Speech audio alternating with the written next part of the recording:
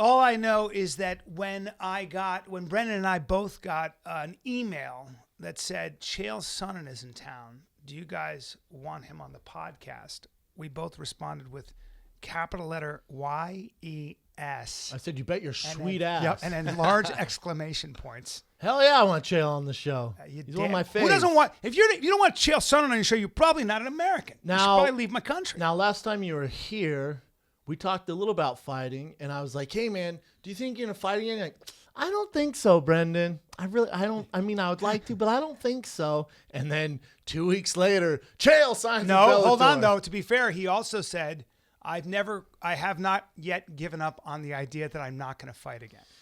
I wanted to want to fight. I wanted to want to do it, but it's a process, going out and walking in the arena and doing all that stuff. That's the fun part, but man, the training's tough. It really is. It gets tougher and tougher? It gets tougher and tougher, and you're up every morning, and Oregon, it's raining, you're out in the rain and you're running. I mean, it's just a process. It is what it is, but I think that is part of it where it's like, man, I want to do this, but it's a process. So what made you want to do it? Because obviously the reason why training's tough is because you're older, right? Because when you're young, I'm sure you could train all day and night. And the older you get, the training, it gets a little tougher. You need more rest days. Yeah. Well, there's that with the age, but I was also in the testosterone era. And the one thing about testosterone is it is a recovery medication. So you can get through those workouts or go to bed where you can barely move, wake up the next day and just feel great again. Oh. So when that all went away, that mattered. That affects it. I can't do now what I used to do, but largely it's just because of recovery.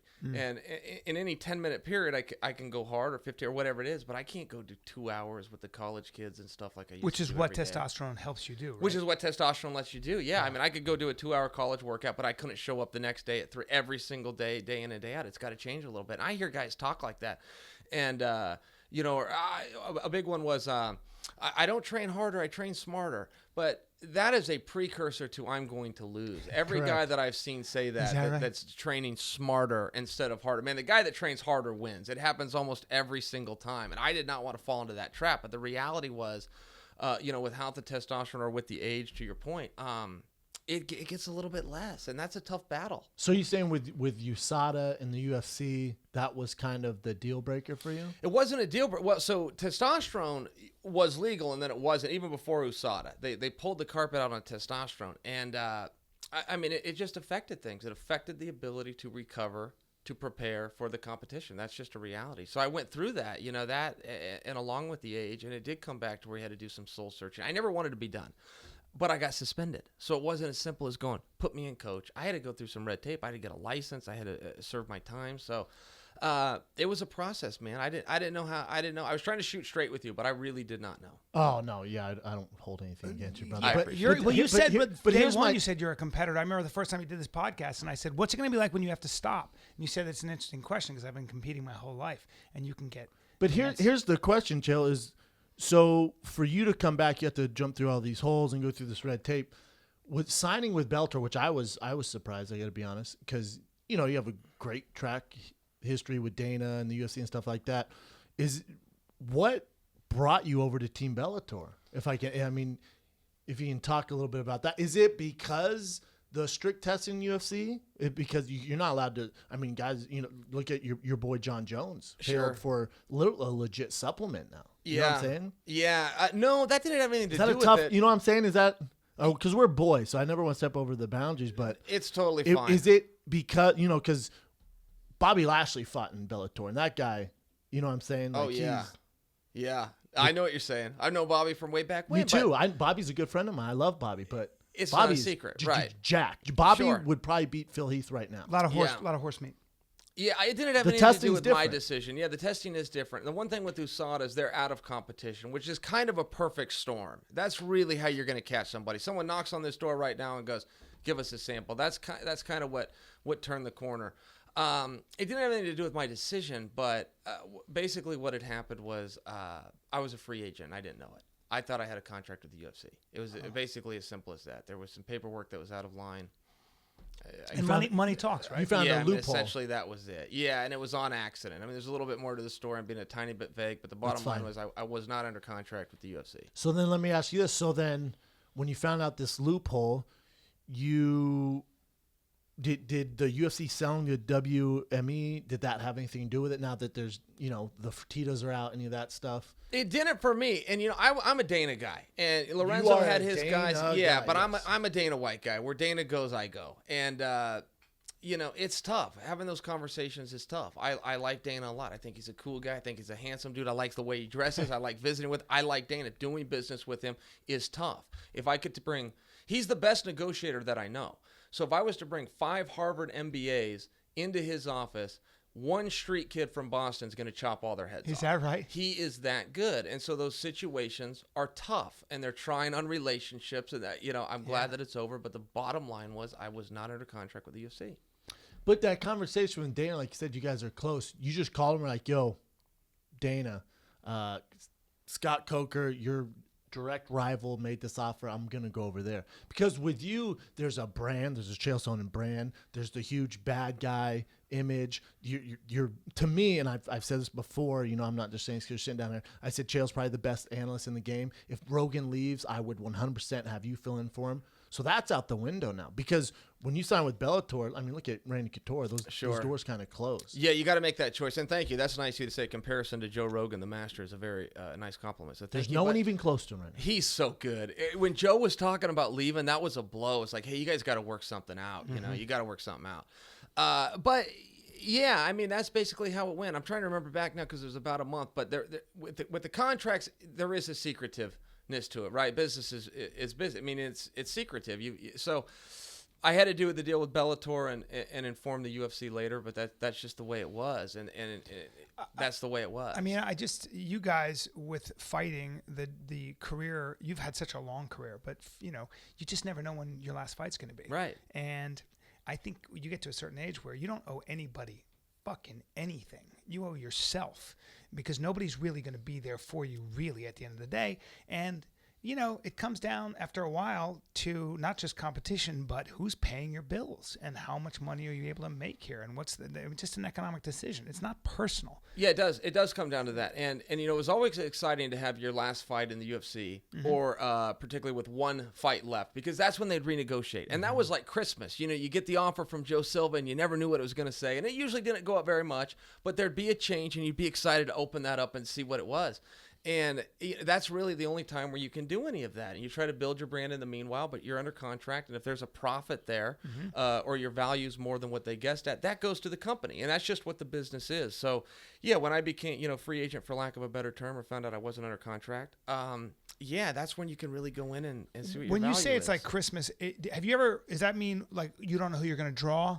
Or Well, and so when the contract comes, when you have one fight left, that's when they re-sign you, or Right. they will extend you. Yeah. And so then the offer comes over. Now, whatever that offer says, that's what the number's going to be. You're not really going to negotiate very well. because there's one show in town. Yeah, that's right. With Joe Silva, but he will take some things into consideration, and they'll offer you a bump.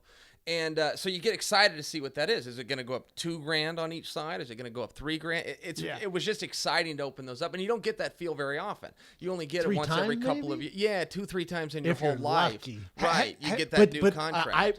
Whenever dealing with Joe Silva, obviously his job is to just be that treasure troll and hold all the money real tight.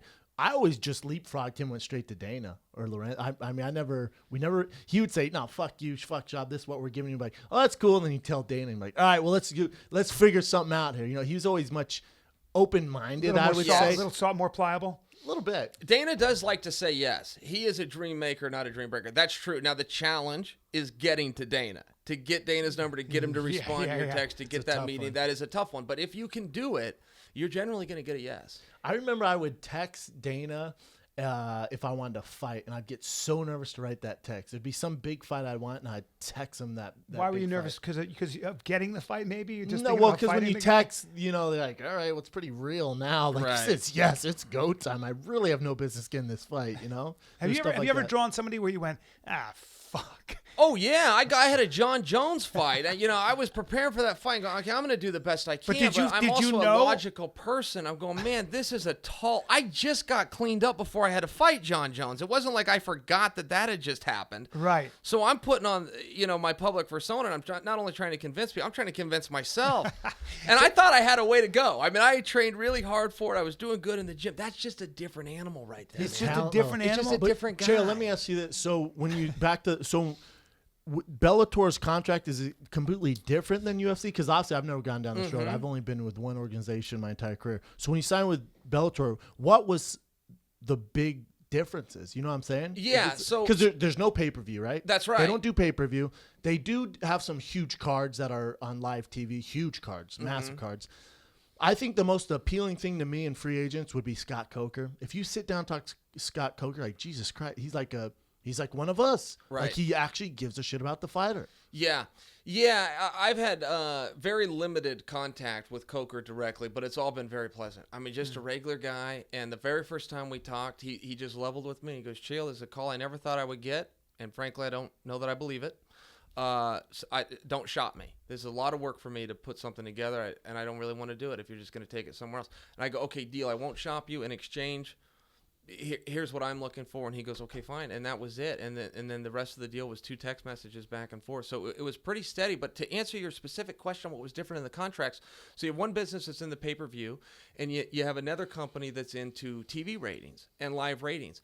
And there is a way to participate as an athlete in those ratings, which is something that I didn't know happened in the sport. Yeah, I've never heard of that. And Mitch Rion had talked about it a little bit. And I was like, Mitch Rion, I wonder what your contract is. I didn't really know. And I saw the contract, and they're pretty close, but there is a couple of differences there where they do acknowledge, look, we're not in pay-per-view, but we have some way to make gains, and the athletes. It's can good to see participate. just another show in town and making a play for it. It's just better for the fighters. Sure. It's good old-fashioned free market economics. Yes I and love no. it. Yes and no, because let's be real, Chael. Bellator is not. It's not a competitor yet. At the Not UFC. yet. Not yet. Yep. It's That's just true. not. It's just not. Yep. And No, that's true.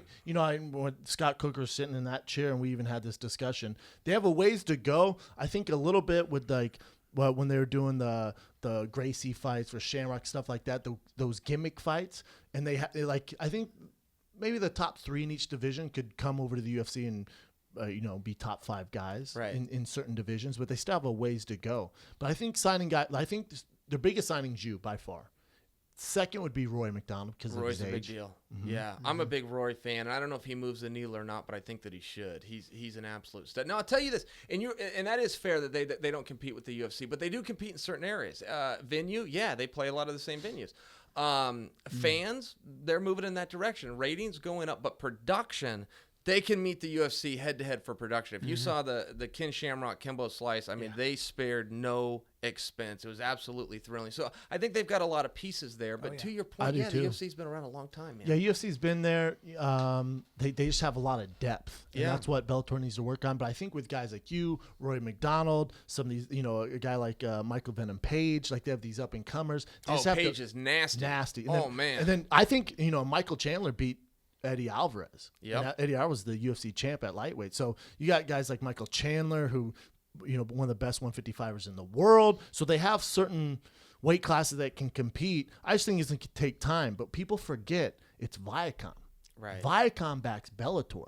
money. Viacom's way bigger than anything Zoof or Fox puts together. That's true. People forget that. Yeah, that's true. And if you check the stock prices, they were sitting on like $5.2 billion when they jumped in this. Now they're sitting on almost $12 billion. Yeah, so that's what people forget. It's a good stock. Yeah, it's a good company. That's just the reality. It's a good company, and then they're looking for content. So it does take almost a pressure.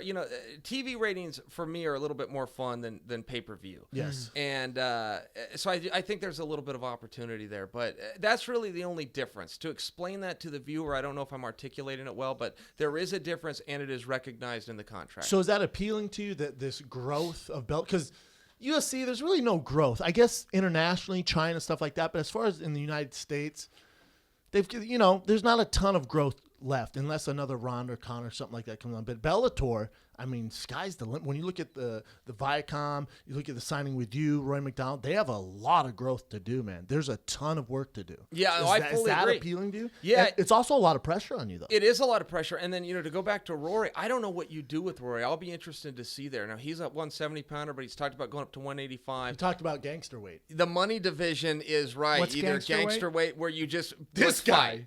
Let's just fight. Let's pick a weight and let's just go do it. You just go. Old school. But, in Bellator. Gangster weight. Yeah, and the I never UFC heard was that. like this too, which were light heavyweight, the Chuck Liddell, the Tito Ortiz, Randy Couture. That was the money division. Yeah. And that's changing a little bit to your point with Ronda and Conor. But with Bellator, that's where it's at right now. It's at 205 from Rampage to Tito. Insert myself. There's talk of Fedor coming over. And those aren't even the champs. Then you got your Liams and you got your Phil Davises. You got these other guys that Oh, are you forget Liam. People yeah. forget Liam Smith. skill wise are through the roof. Yeah. Notoriety wise, they're working on it. So What is your training now that you're training at this age, with testing and all that? What do you like? What is your day? Like, give me an idea of what your day would be, your training regimen. okay, so I try to do the same thing now that I used to do, and you always try to do that. And once you can't, then your race is just ran. But essentially, it's a run in the morning, and I go for about 45 minutes, and I go for time as opposed to how hard I can go or distance or however. Some days it's up to an hour run.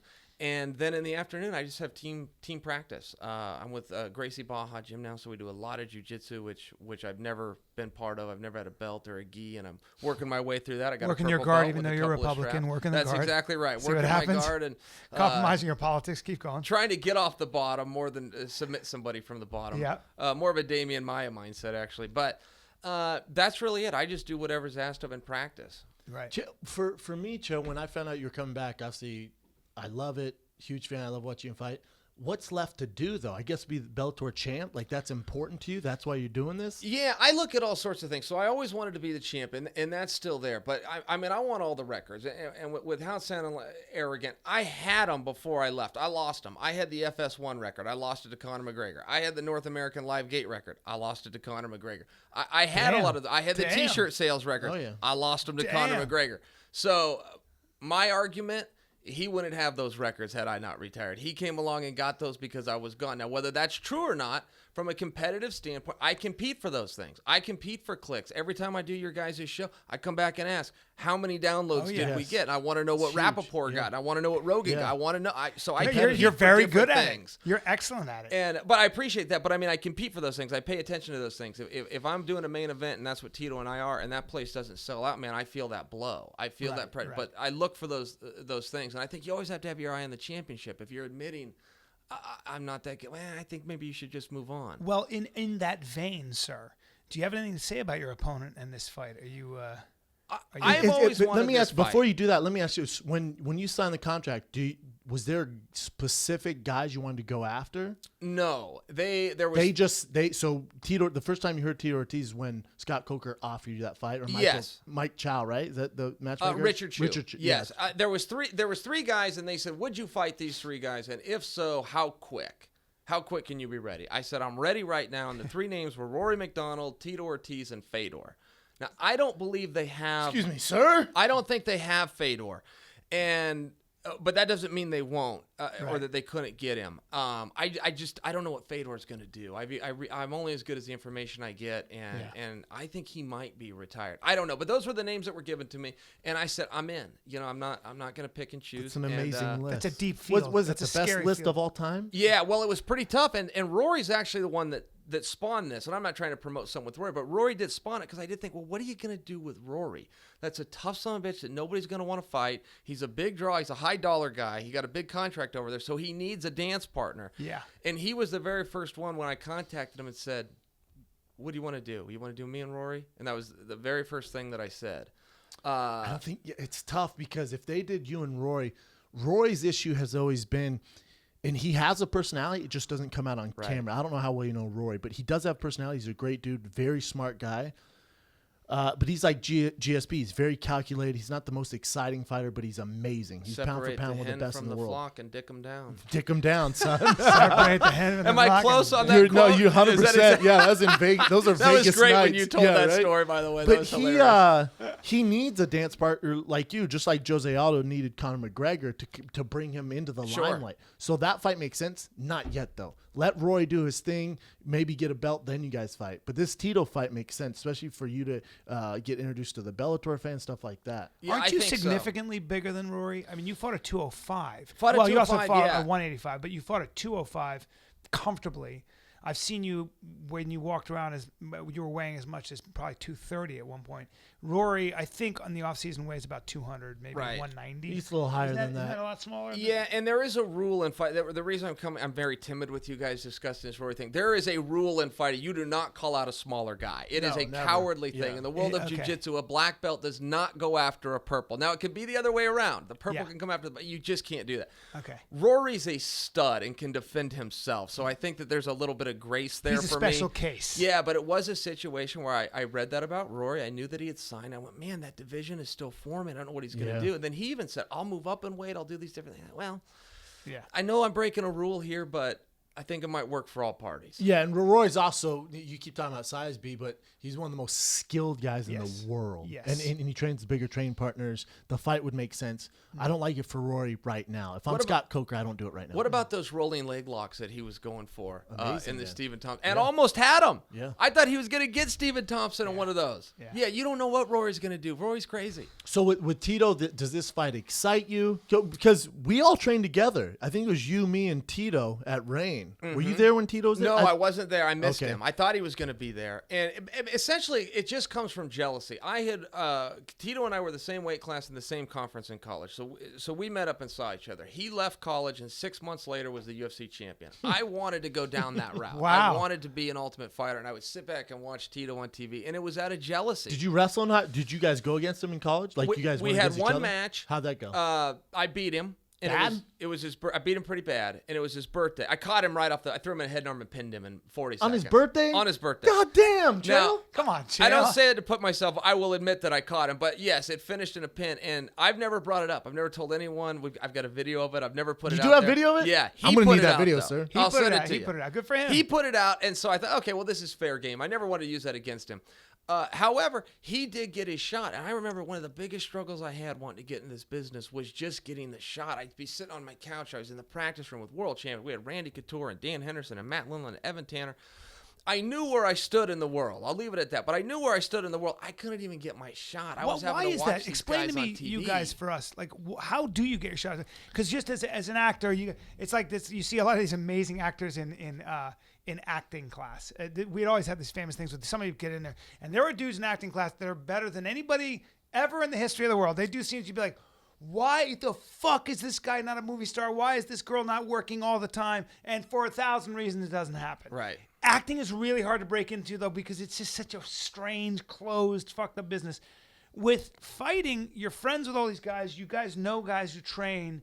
But yes, I'm sure there are a lot of people That's also back in the day a little bit where it's a little more challenging. There Okay. wasn't as many. Five prides a year, 6 UFCs Yeah, a year. gotcha. There were It's just very, talking about very different limited times. space. Yeah. Now, if let's say Chael was 21 and I was training with him, I could text Joseph like, I have the next light heavyweight champ sitting right here. Do Gotcha. you want him or should we go to Bellator? Gotcha. And you get signed like that. And those were opportunities, yeah. And thanks for saying. And I've been able to help guys and get up in the loft and pull them up. But I was around some guys that got up in the loft and they kicked the ladder down so no one else could get up there. And it was just a little bit of a struggle getting them to make those phone calls. I used to hound them every day. Could you just ask? Could you just ask? And I couldn't even get them to make the ask. So you're fighting on the regional shows and. I was fighting some tough guys. I fought a guy named Trevor Prangley 2 or 3 times. He's so tough. Australian, right? Yeah, that's right. Fought South Babalu, Africa? South Africa. South Africa. Babalu a couple of times. Mayhem Miller. These were $500 fight. Prangley was free twice. God. And so And you're he's just a struggling. Yeah, you're trying to get your name out there, but it's tough. Everybody will ask you, how do you get in the UFC? And it's like, well, I can give you a good guess. If you ask me how you win a Super Bowl, I could tell you specifically. Get on an NFL team, get into the playoffs, have more points than these guys, make it to the champ. I could tell you. There's an architecture. UFC's not linear. No. It's not a linear The progression. Olympic Games, there's an architecture. I can tell you how to be an Olympian. How do you get in the UFC? I could give you a really good guess. That's But also that's it. also why, to your point, that's also why I don't think you're going to see as many stud athletes go down that road of the UFC, because again, like if someone went, how do I get in the UFC? It's like, well, this is how I did it. Right. This is how Chael did it. This is how Rampage did it. This guy went down this path. But if he goes, well, how do I get in the NFL? You go, pretty simple. You play Pop Warner, high school, do good in high school. You're going to get a scholarship, go to college, do well in college, you can get drafted in the NFL. There you go. There's the path. And a million guys have done it. Right. So it's tough. The fight game's funny though, because so much of your notoriety and the fights you get and stuff, and even your money is dependent on a lot of times your personality. It really helps to have a great personality. It really helps to be able to It's not talk the based way on you that, do. B. It's No, not based of on course that. not. Yeah, You've yeah. got to have the skill set. My Yeah. God. But if you've got the skill set and another guy's got the skill set and you just got this crazy personality, chances are when they're making their picks, and I don't know how they do it, but I think I'm You mean right the about matchups? this. When you're doing even just tough and you're trying to find a good house with personalities, you're just going to find the more Tough's colorful everything. guy. Yeah, Right. yeah. Didn't Tough- they interview you when you went Oh, on well, there? yeah. And- Tough's different. Yeah. Tough's different. Yeah. Because it is Tough's entertainment. a reality show. Yeah, the guys that do understand that, hey, we're in the business of entertainment. We're going to Yes. fight 3 times a year. That's going to be a maximum of 15 minutes. But the rest of the time, we are in the entertainment business. And the guys that can understand that and be entertaining, I think you make a great point. That's something I didn't know early on. That's something I found out later. But at this point in 2016, Boy, that you've would be a ran piece with of it, advice Boy, that, did you- that I would give to someone. You is turned it on. Did you surprise Entertaining. yourself with your wit? Because look, I've said this to you off air. You got me and my buddy Dove David, one of the best comics in the world. We used to watch your shit. We would wait for the next Chael Sonnen quote. We'd wait for the next thing that Chael Sonnen was saying. I remember when you did this interview with Joe Rogan, you had him howling, where he's like, "You're a trash talker." I'm not a trash talker. He said, "Did you or did you not say that Nogueira brothers tried to feed a minivan hay carrot. because they They thought it was a horse. they thought it was a horse?" And then Chael goes, "Well, that part's true." And Joe's so fun. If you can make Joe laugh, you've done something. you're doing good. right. But, You're doing right. a lot of that where it came from for me, and I'm trying to refine it. I'm actually trying to, but it was in anger. I was legitimately angry, and it came from jealousy. I was watching these guys with an opportunity. I didn't know how to get in. I was trying everything I could, which is a lot asking for favors. Hey, can I have so-and-so's number? Can I have so-and-so's email address? How do I can talk? This is before Facebook and Twitter existed. Now you can kind of reach anybody you want. Right. And I just remember being so frustrated and so angry. And it was tough when I was seeing guys, like when I was going through the Anderson Silva stuff, that all came from a real place where I knew I was the baddest dude in the world, but everybody thinks it's him. Yeah. Everybody's saying it's him, but I know it's me. I know for sure I beat this guy, but everybody's saying he's the best. Yeah. And then I get to the point where he knows I can beat him. He won't even give me the fight.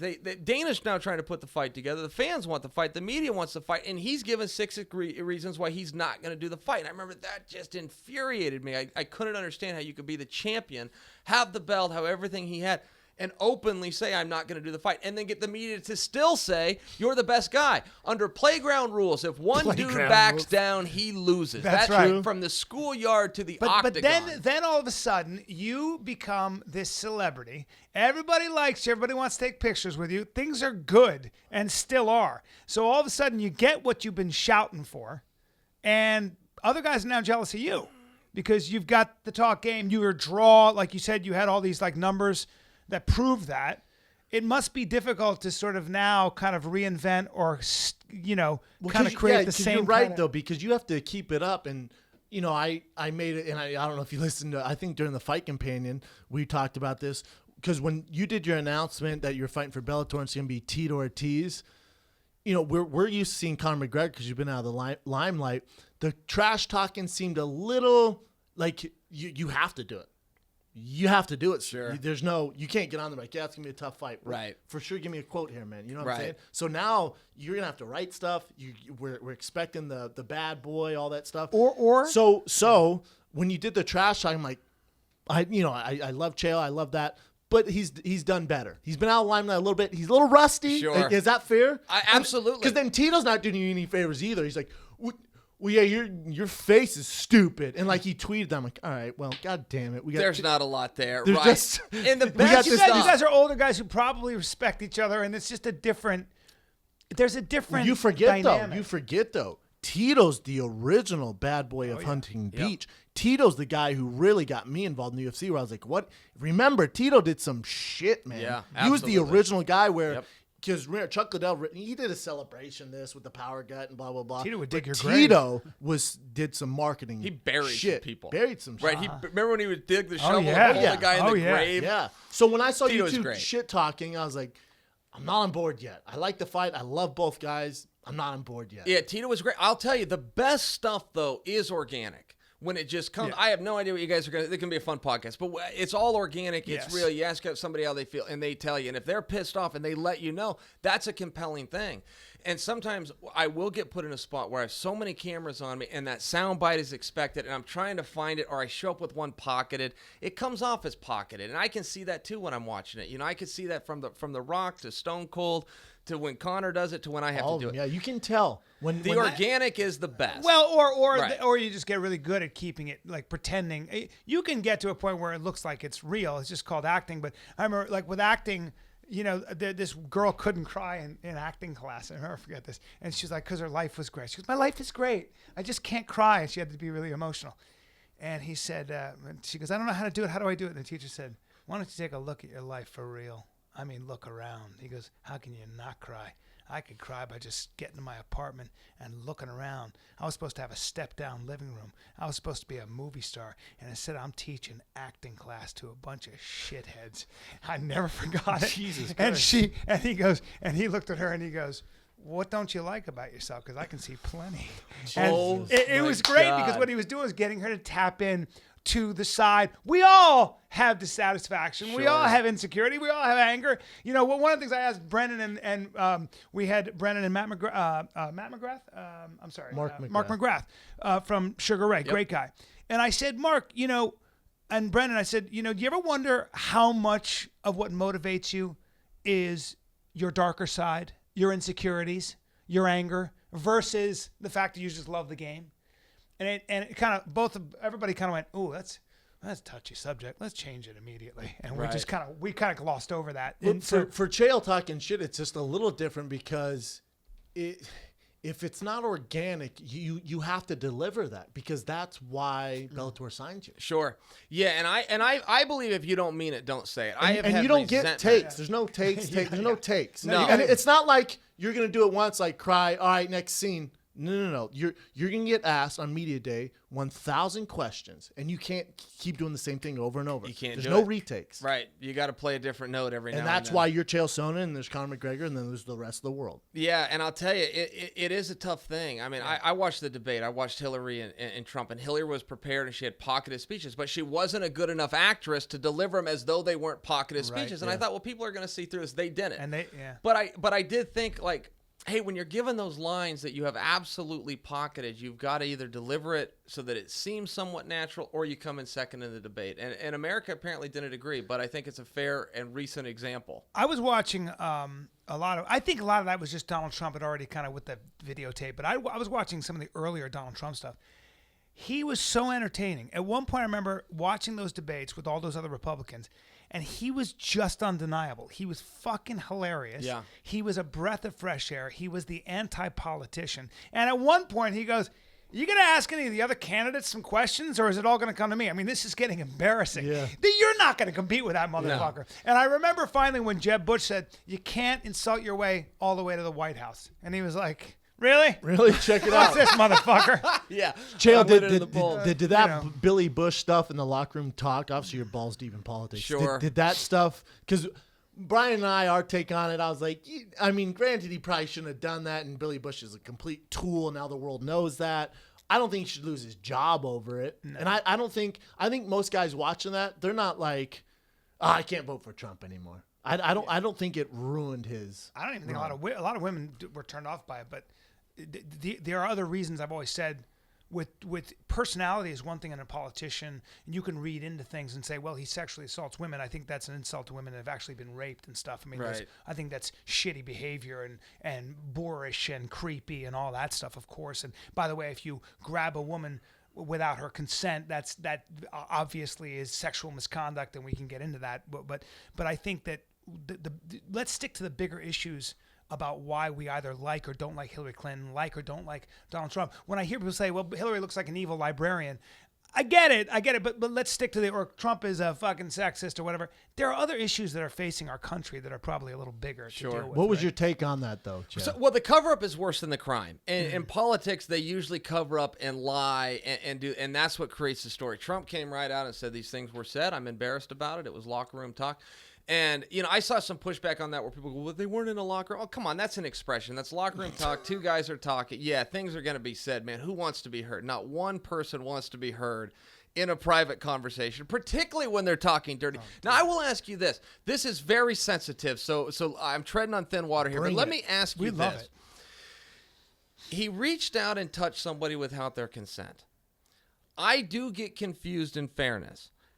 What is the difference between a romantic... The first time I kissed my wife, it's a very romantic story between the two of us. If she did not want me to kiss her, is that some kind of harassment? And is there any guy that asks for permission ahead of time? Now, the second they say, whoa, the gig is up. Man, I made a mistake. I thought there was something here. I'm embarrassed. Nothing worse. And most people go, yeah, you did make a mistake, and that's the end of it. Happened to every guy, Brian. Sure, but if you... I get confused on that without consent. You shouldn't be confused because, and I couldn't agree more. Look, I feel like this progressive liberal feminist agenda is obviously a reaction to maybe people who felt victimized and stuff. But I think what they're doing is they're overly controlling.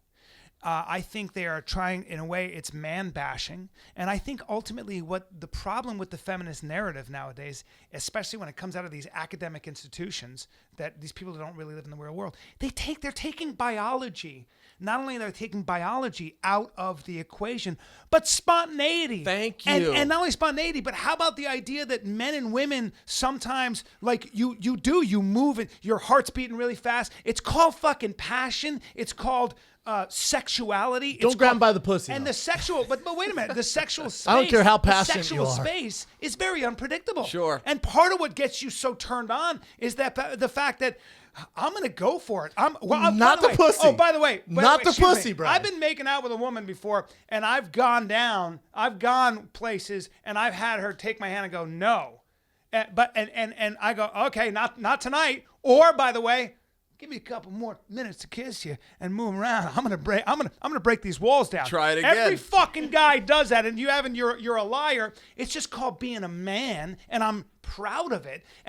And every relationship I've had, from my wife to the long-term girlfriends I've had, there was a lot of convincing. There was a lot of maneuvering. There was a lot of physical behavior. Maybe some drugs on your end. Maybe I shot him up. No, hold on.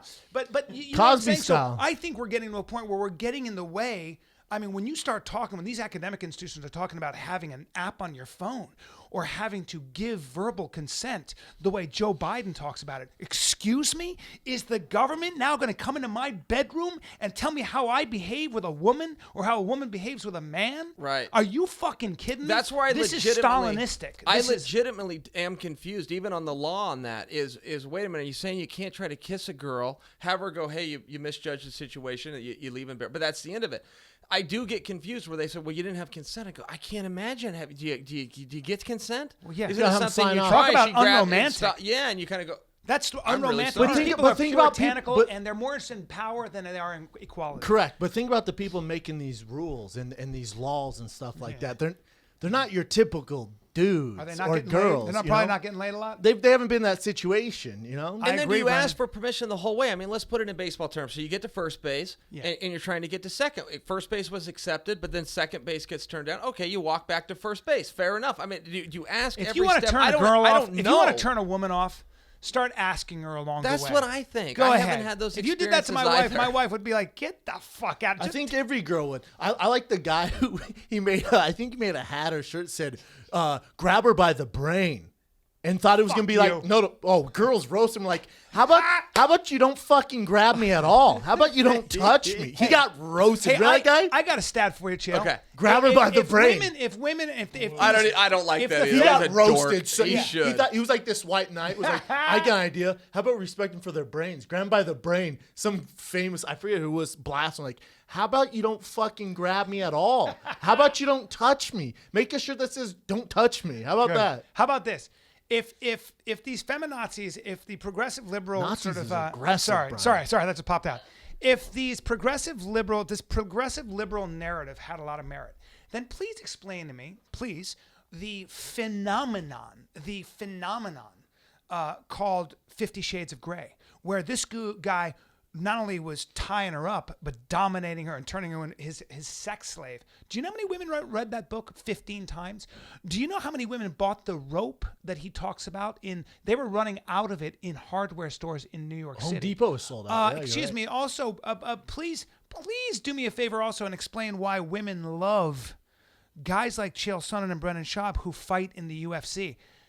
I'm looking at you. You're a very handsome guy, but you're kidding yourself. You don't think women also are very attracted to the fact that you're a fucking fighter, a gladiator, gets in there in his underwear and imposes his will on another man. That physical, masculine, caveman expression is very attractive to a lot of women.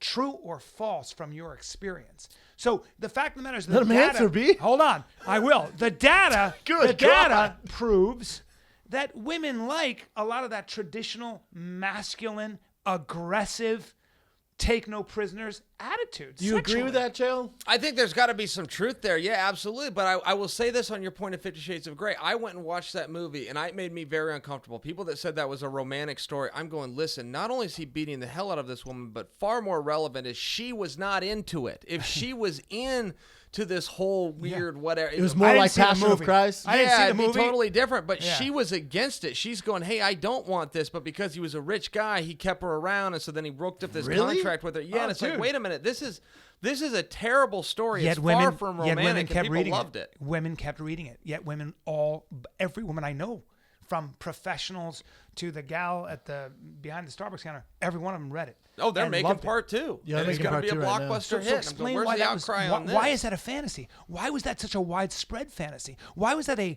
worldwide phenomenon? If it's that's the kind of stuff where I go. Doesn't mean he can be uber aggressive. Well, there needs to be a you're right. balance. And that's what my question There is. needs to be a balance. What is it? We all know the balance. Because there is an issue. We've There all definitely known. is an issue. Sure. There's 100% an issue. I'm with Brian Yes. where passion, stuff like that, consent, that's a little ridiculous. You got to know your boundaries. There is an issue though with women getting raped. Of course. The way guys expect women to dress, women on Instagram, the way now guys there's no more dating or face-to-face interaction. You're sliding into their DMs, then they're automatically assuming they're going to sleep with their girl right away. Like there's definitely a disconnect. It comes down to fair there. play though, right? There's definitely a disconnect there. And grab her by the pussy is so aggressive. I don't have course. any friends who talk like that. Exactly. So there's definitely an issue. You can say, oh, there's caveman energy, all this stuff. We've come a long way from those days. Sure. But I think our phones and the way society is, and there's Kim Kardashians and there's these models, and we expect every girl to look like this, and we see on TV how romantic it is. So guys are super aggressive because they think it's that easy. There's no more courting a girl anymore. It's literally 0 to 100 right away, and that's where the huge issue lies. But the delineation here for all of us, and we all agree. Look, nobody here would. If you had a friend, we know people who've done. If you had a friend who you found out forced himself for real on a woman, humiliated a woman, scared a woman, pushed her against the wall, grabbed her, and said, "You're gonna suck my dick" or whatever. We'd be like, guess who's not my friend anymore? He's out of the club. You're a fucking scumbag. Right. It's like what I always say about sexual harassment. Every time I do a job, whether an acting job or you're in the workspace, you get a memo on sexual harassment and what it is. Well, flirting in the workplace, sometimes people be careful and all that. Look, it comes down to respect. It comes down to not making somebody feel powerless. There's a reason they send those out, though. Humiliated. Sure. I was just on. Sure. And by the way, there's a big reason they send those out. Hold on, but there's also, and you're right. And by the way, it's also helpful because there has been a history when men had all the power to say, "You want this job? You're going to suck my dick." And could you please quit saying that? Well, but whatever it is. But listen, I know. listen. My. Do you want someone to suck I don't know your dick? how much I can speak about this. I mean, you keep. Well, I'm just saying. But I had a family member in my extended family who dealt with this when she was a young lady back in the 50s, 60s, who dealt with this and would come home crying because she had to do what her boss told her and she needed that fucking job. In the 50s or 60s? This was a reality that women had to deal with. Sure. So nobody's and saying they still do. Nobody's saying that we don't want laws, we don't want fair play, we don't want a meritocracy. But like anything else, it gets a little. But the huge issue when you have your the guy who represents the Republican Party saying, "Grab her by the pussy, I can do whatever I want." And he lost it. And It's a little tough. He's going to lose the election for it. Yes. Yeah. Because you all can't of us, have that. All of us go. All of us say, "All right." You and I both said, "You know what? That's just not a guy I'm hanging out with. You're a fucking tool." But we love Bill Clinton, who, to your point, got his dick sucked in the White House. He treated the White House like a frat, man. She was into him though. He'll be a legend forever for doing it. He's going to do it again. 100%. Yeah. He's like, I'm back up in here. And I wish he'd just tell the truth. I wish he'd just go, look, I'll sleep with anything out here except Hillary, and if anyone, and just come out with it. You're telling me the power coat and the pants isn't a turn on? Yeah, I mean, hey, come Ralph Lauren. You know when Get creative. But you know when I got mad at Bill Clinton? Not when he got his dick sucked. Not the fact that there was this. Well, sorry. Not there it is again. Not that there was this 19-year-old intern who was into him. I got where he lost me was when he was willing to drag her through the muck and assassinate her character. Monica like, Lewinsky? Yeah, and he did the same thing when what's his name, Carlisle, who was the Democratic strategist, said about Paula Jones. He said, if you drag $100 bill through a trailer park, you never know what's going to stick to it. And he had his bulldogs go after their character and try to assassinate. He said, essentially, we have to win this. And for me, that's where you're not being a man, where you're not being a gentleman, where you're willing to assassinate a young girl's character, right? Because you fucked up, bro. Right. You made a mistake, and that's where I kind of started.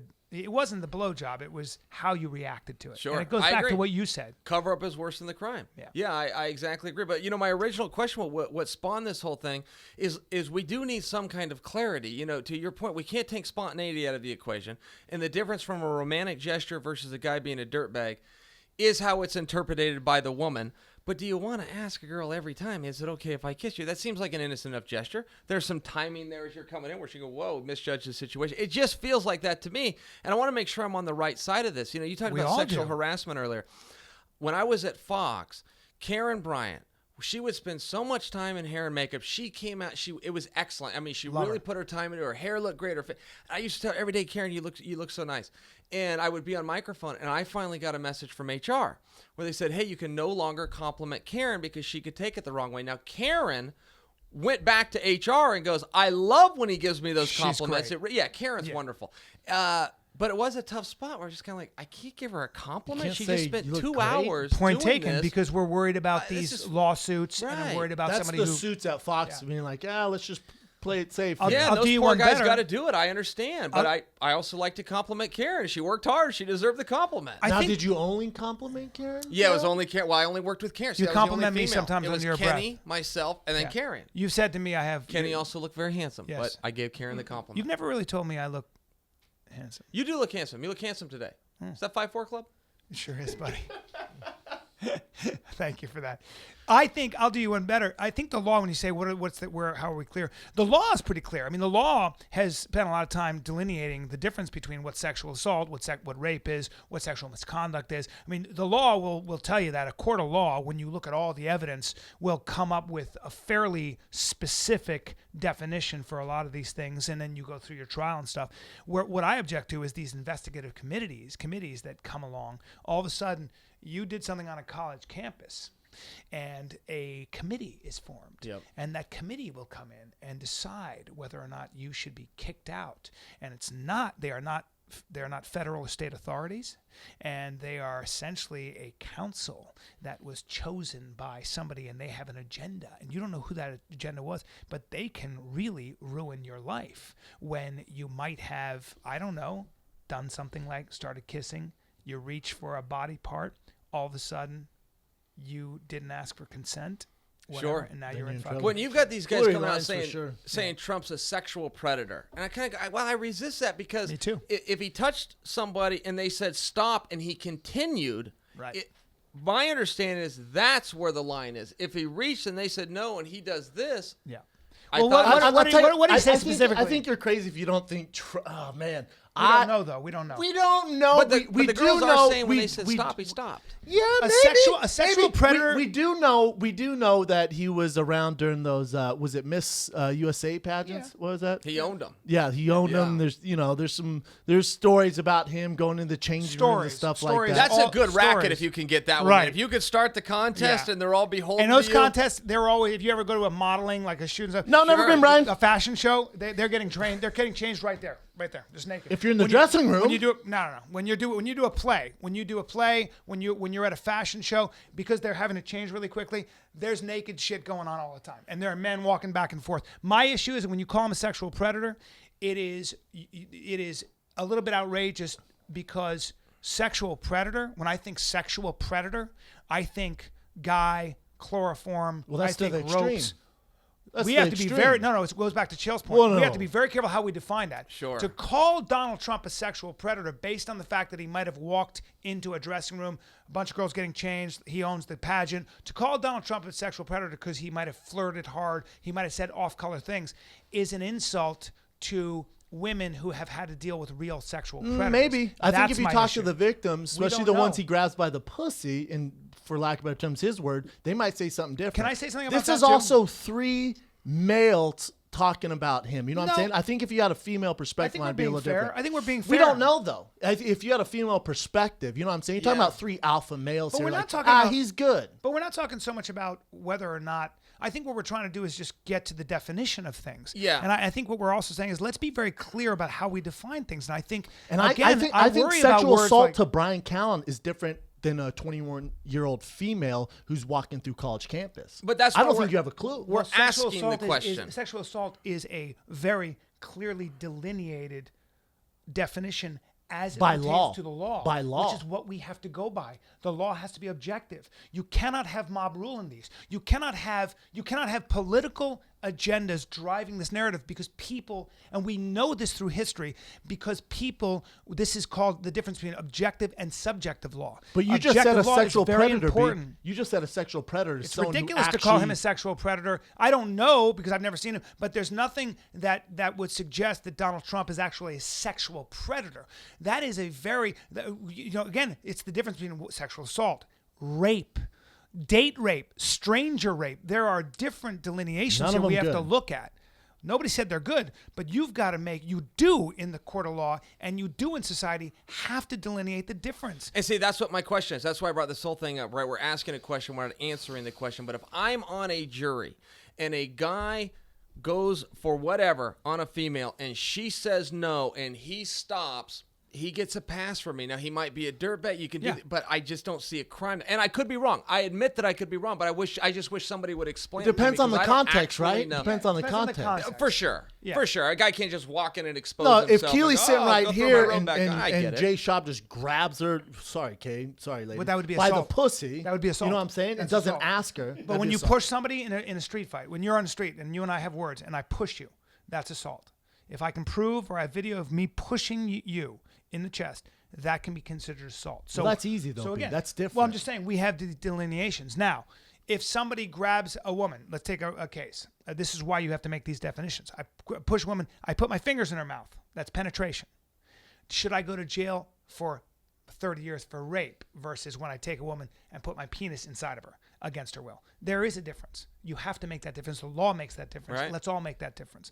It's very important. Otherwise, we lose our sense. We lose our ability to delineate between who's innocent, who's a shithead, who's a real criminal. These are very important things in society. And then, That's what I Brendan, it worry is about. the reaction, though. I mean, I know you're joking with that example of Jay, but let's just say he did that, and Keely's like, I'm into it. Let's go find a room. It's her reaction that then creates the crime. And Because that's a she's good the one. point. She's the one who was she's the one that gets to decide. That's why right. she She's decides. the one that decides, was I just violated or was that an aggressive, flirtatious move that I thought was cool? So it's her reaction that then lands somebody in Dirtbagville or, great, he's a romantic. But now with social media, we have She's the one that gets to decide, though. That's where the problem comes in. You got to But with social media, be we now respectful. have the town council. With social media, we now have the public square. And we are all subject to the opinion of the public square.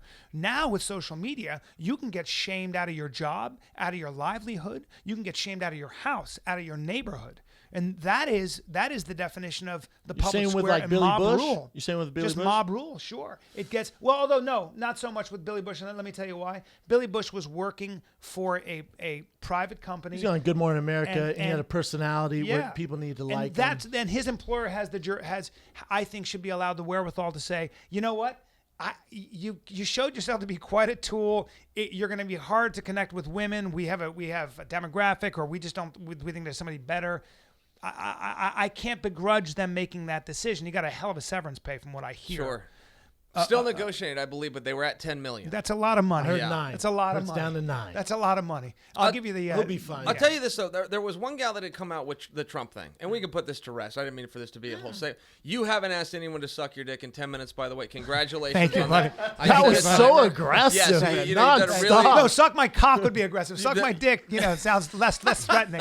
Less threatening. Did a great job, but I'll bring this point up. There was a gal that was on The Apprentice that had a story, and for me, it was a little fugazi. Her story was a little fugazi. She sat down with Gloria Allred. She read it from a script. It's always disingenuous for me if somebody's got a story. It's like, hey, just apologies. say it. Yeah, Tiger Woods came out and read an apology. It's like, well, the sincerity real. is the entire apology. Yes. If you're reading it, not taking questions, and exiting stage left, it's not quite the same thing. Go back to John Jones, tie this into MMA. Do you remember when John Jones got busted in that Cormier thing? He took a press conference the next day, had no prepared script like any guilty man would do. He answered every single question. Crime. That does not make him innocent. But those are also not the traditional actions of a guilty man. I will say That's that about interesting. John. Yeah, that's a guilty guy doesn't show up and answer questions. But he is kind of innocent, right? Well, he took a banned substance. He is guilty of that. Unknowingly. But they're trying to rule that it was unknowingly. Now, having lived in that world, when you get busted, the first thing you do is go silent, get to Google, and figure out what in the hell else could have had this substance in it, and then go buy it and have it on your But shelf. it it looks like perhaps I he's love just your telling honesty, the- Chael. telling the Do you- truth. No, it's love you. true. Do you think it's just a random coincidence though that he had that supplement? Those tainted supplements were in that product. He's sponsored by that product. You know what I'm saying? Yeah. It lines up a little too much Well, he's for sponsored me. by that product. Yeah, Pretty and, sure then, it's gonna be and then there sponsored. was something else interesting there that it looks like they're getting ready to look the other way on. But so what everybody's saying and where you get the pass on this is if you took something and it was unknowingly. My understanding on these erectile pills that he was taking is that they disclose that clomiphene's in there. He just didn't know it was in there.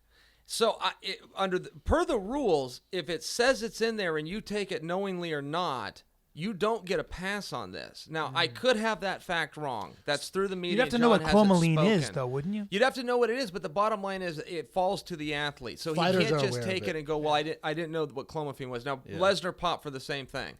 I pop for clomiphene. Clomiphene is a expensive, high-grade medication. Somebody doesn't just slip it in something, No. right? You just don't. It costs What is too it, much Chael? money. It's an estrogen blocker? Clomiphene's an estrogen blocker, but then what it will do adversely is it will up your testosterone while it low. Now, if you take testosterone, which I did, you have to have an estrogen blocker just by good science.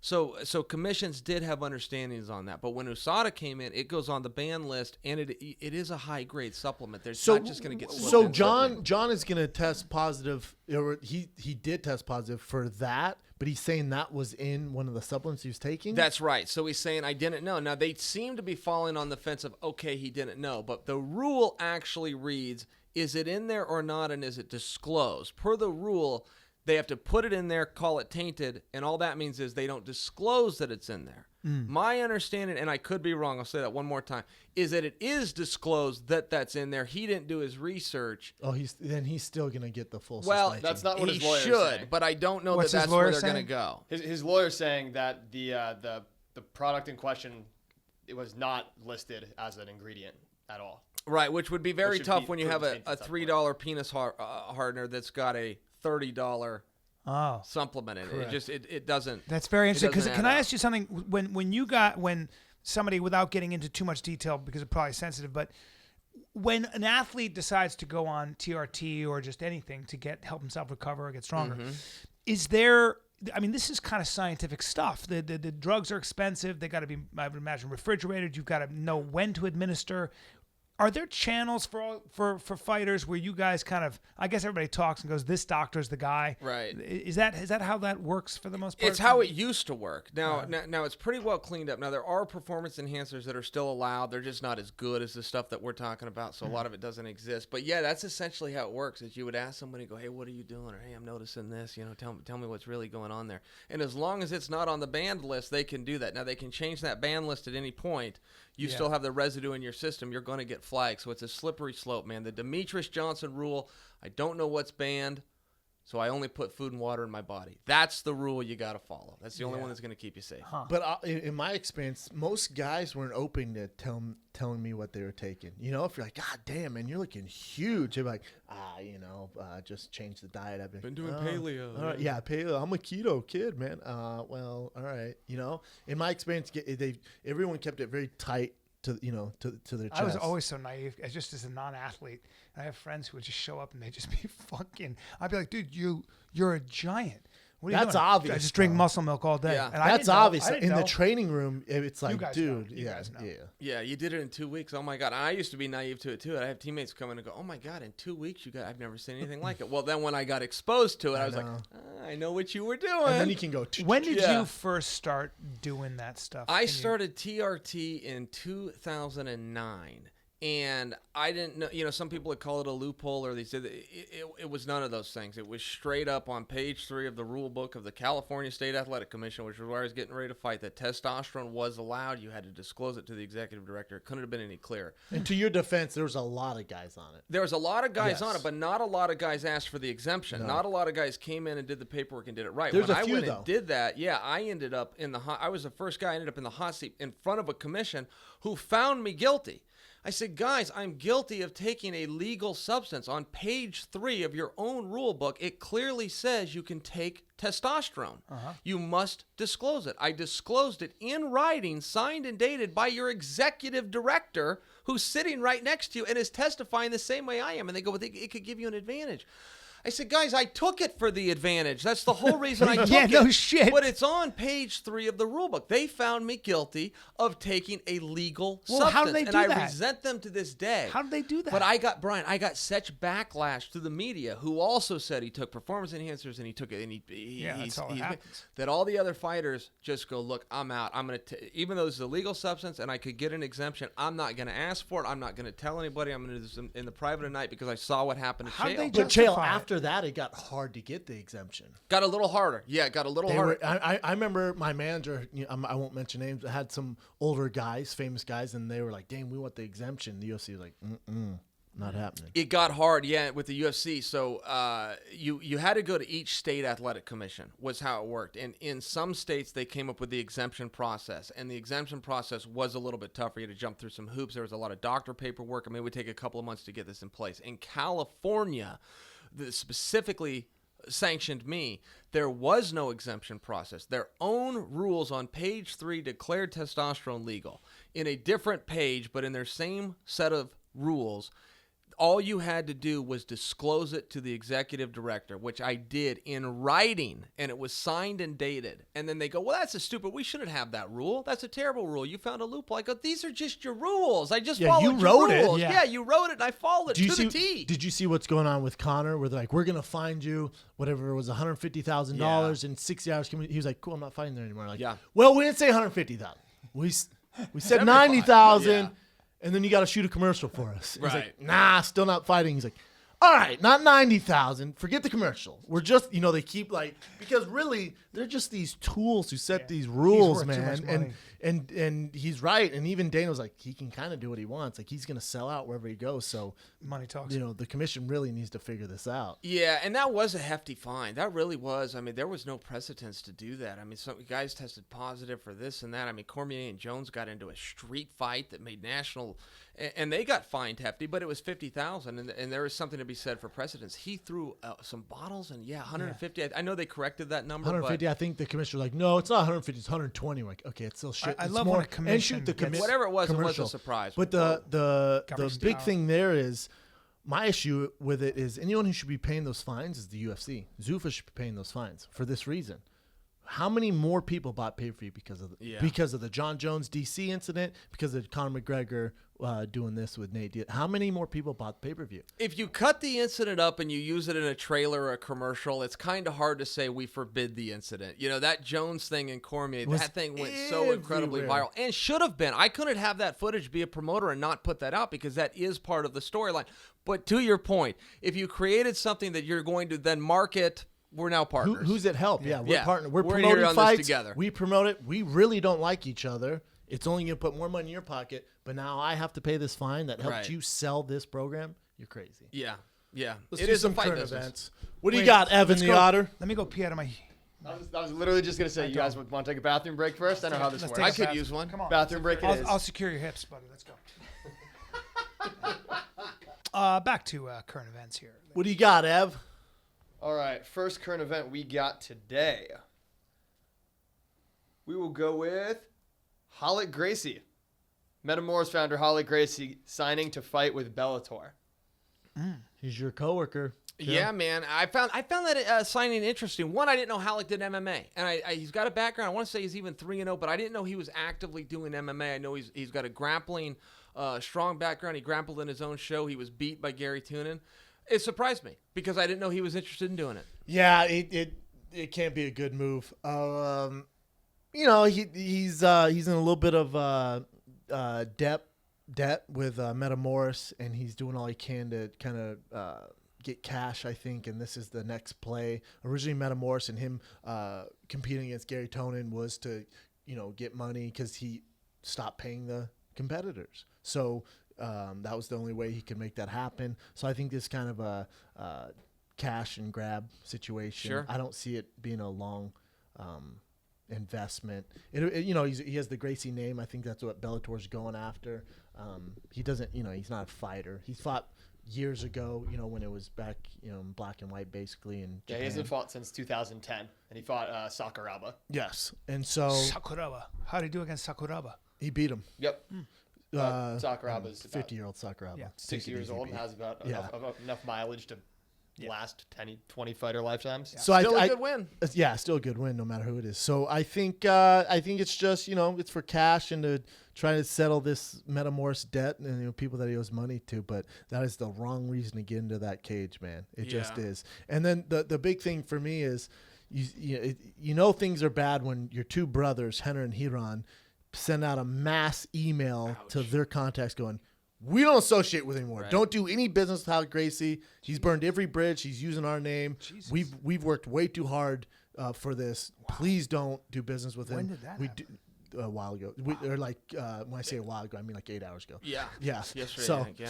That was basically yesterday. Brian, you didn't hear about that? I did not hear about Yeah, that. they came out. They sent out an email. They even went public with it, and it really wasn't a scorn email as much as a matter of fact. It's supposed to be a private email. Yeah, he had done some bad business, and we don't want to be associated with it. We do good. I mean, it was real matter of fact, and you could tell it was hard for them on their own brother. I mean, I would have to think it makes Thanksgiving a little bit awkward, but at some point they just kind of went, look, just so everybody knows, just so we're clear on this.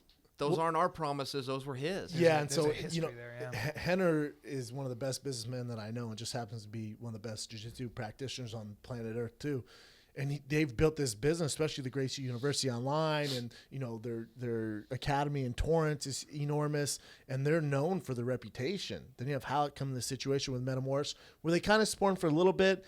But once you stop paying guys, you start doing shady deals, and there's some credit card fraud, and then you're not paying the competitors, then it's just a bad name on jiu-jitsu. Sure. And then this is where Halleck, he just needs to drop the ego and just needs help, because someone's like, hey man, you're just taking these fights to pay debt and stuff like that, and with Metamours, you just need to stop. You're not doing jiu-jitsu a service. And he responded back, and definitely shouldn't be on social media, and goes, Metamours isn't around to pay anyone's debts.